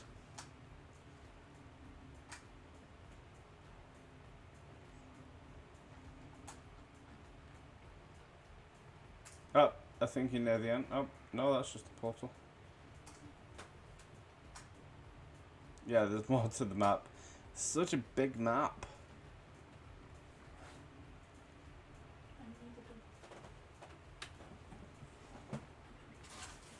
You just got one Stargate portal to go through. We'll probably call it quits after this one, to be honest. It's long-winded. And we'll continue with some more marbles on stream in the next Void stream.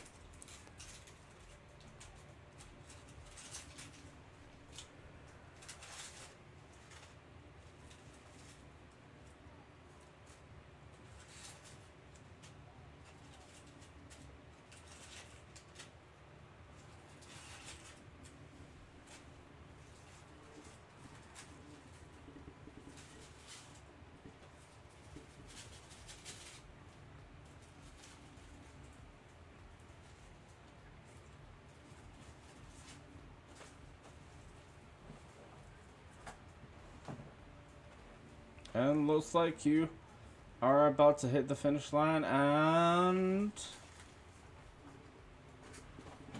Friggy, you are the winner.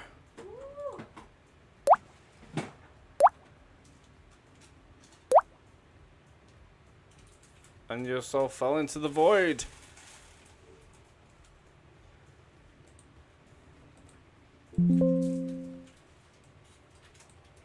Oh, what's going on with my screen?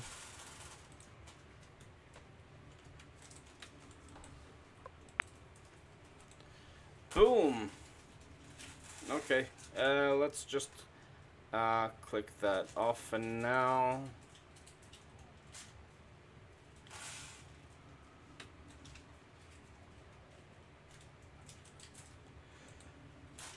Alright, that was absolutely one epic stream. Tune in to the credits for anyone that subscribed, followed, etc.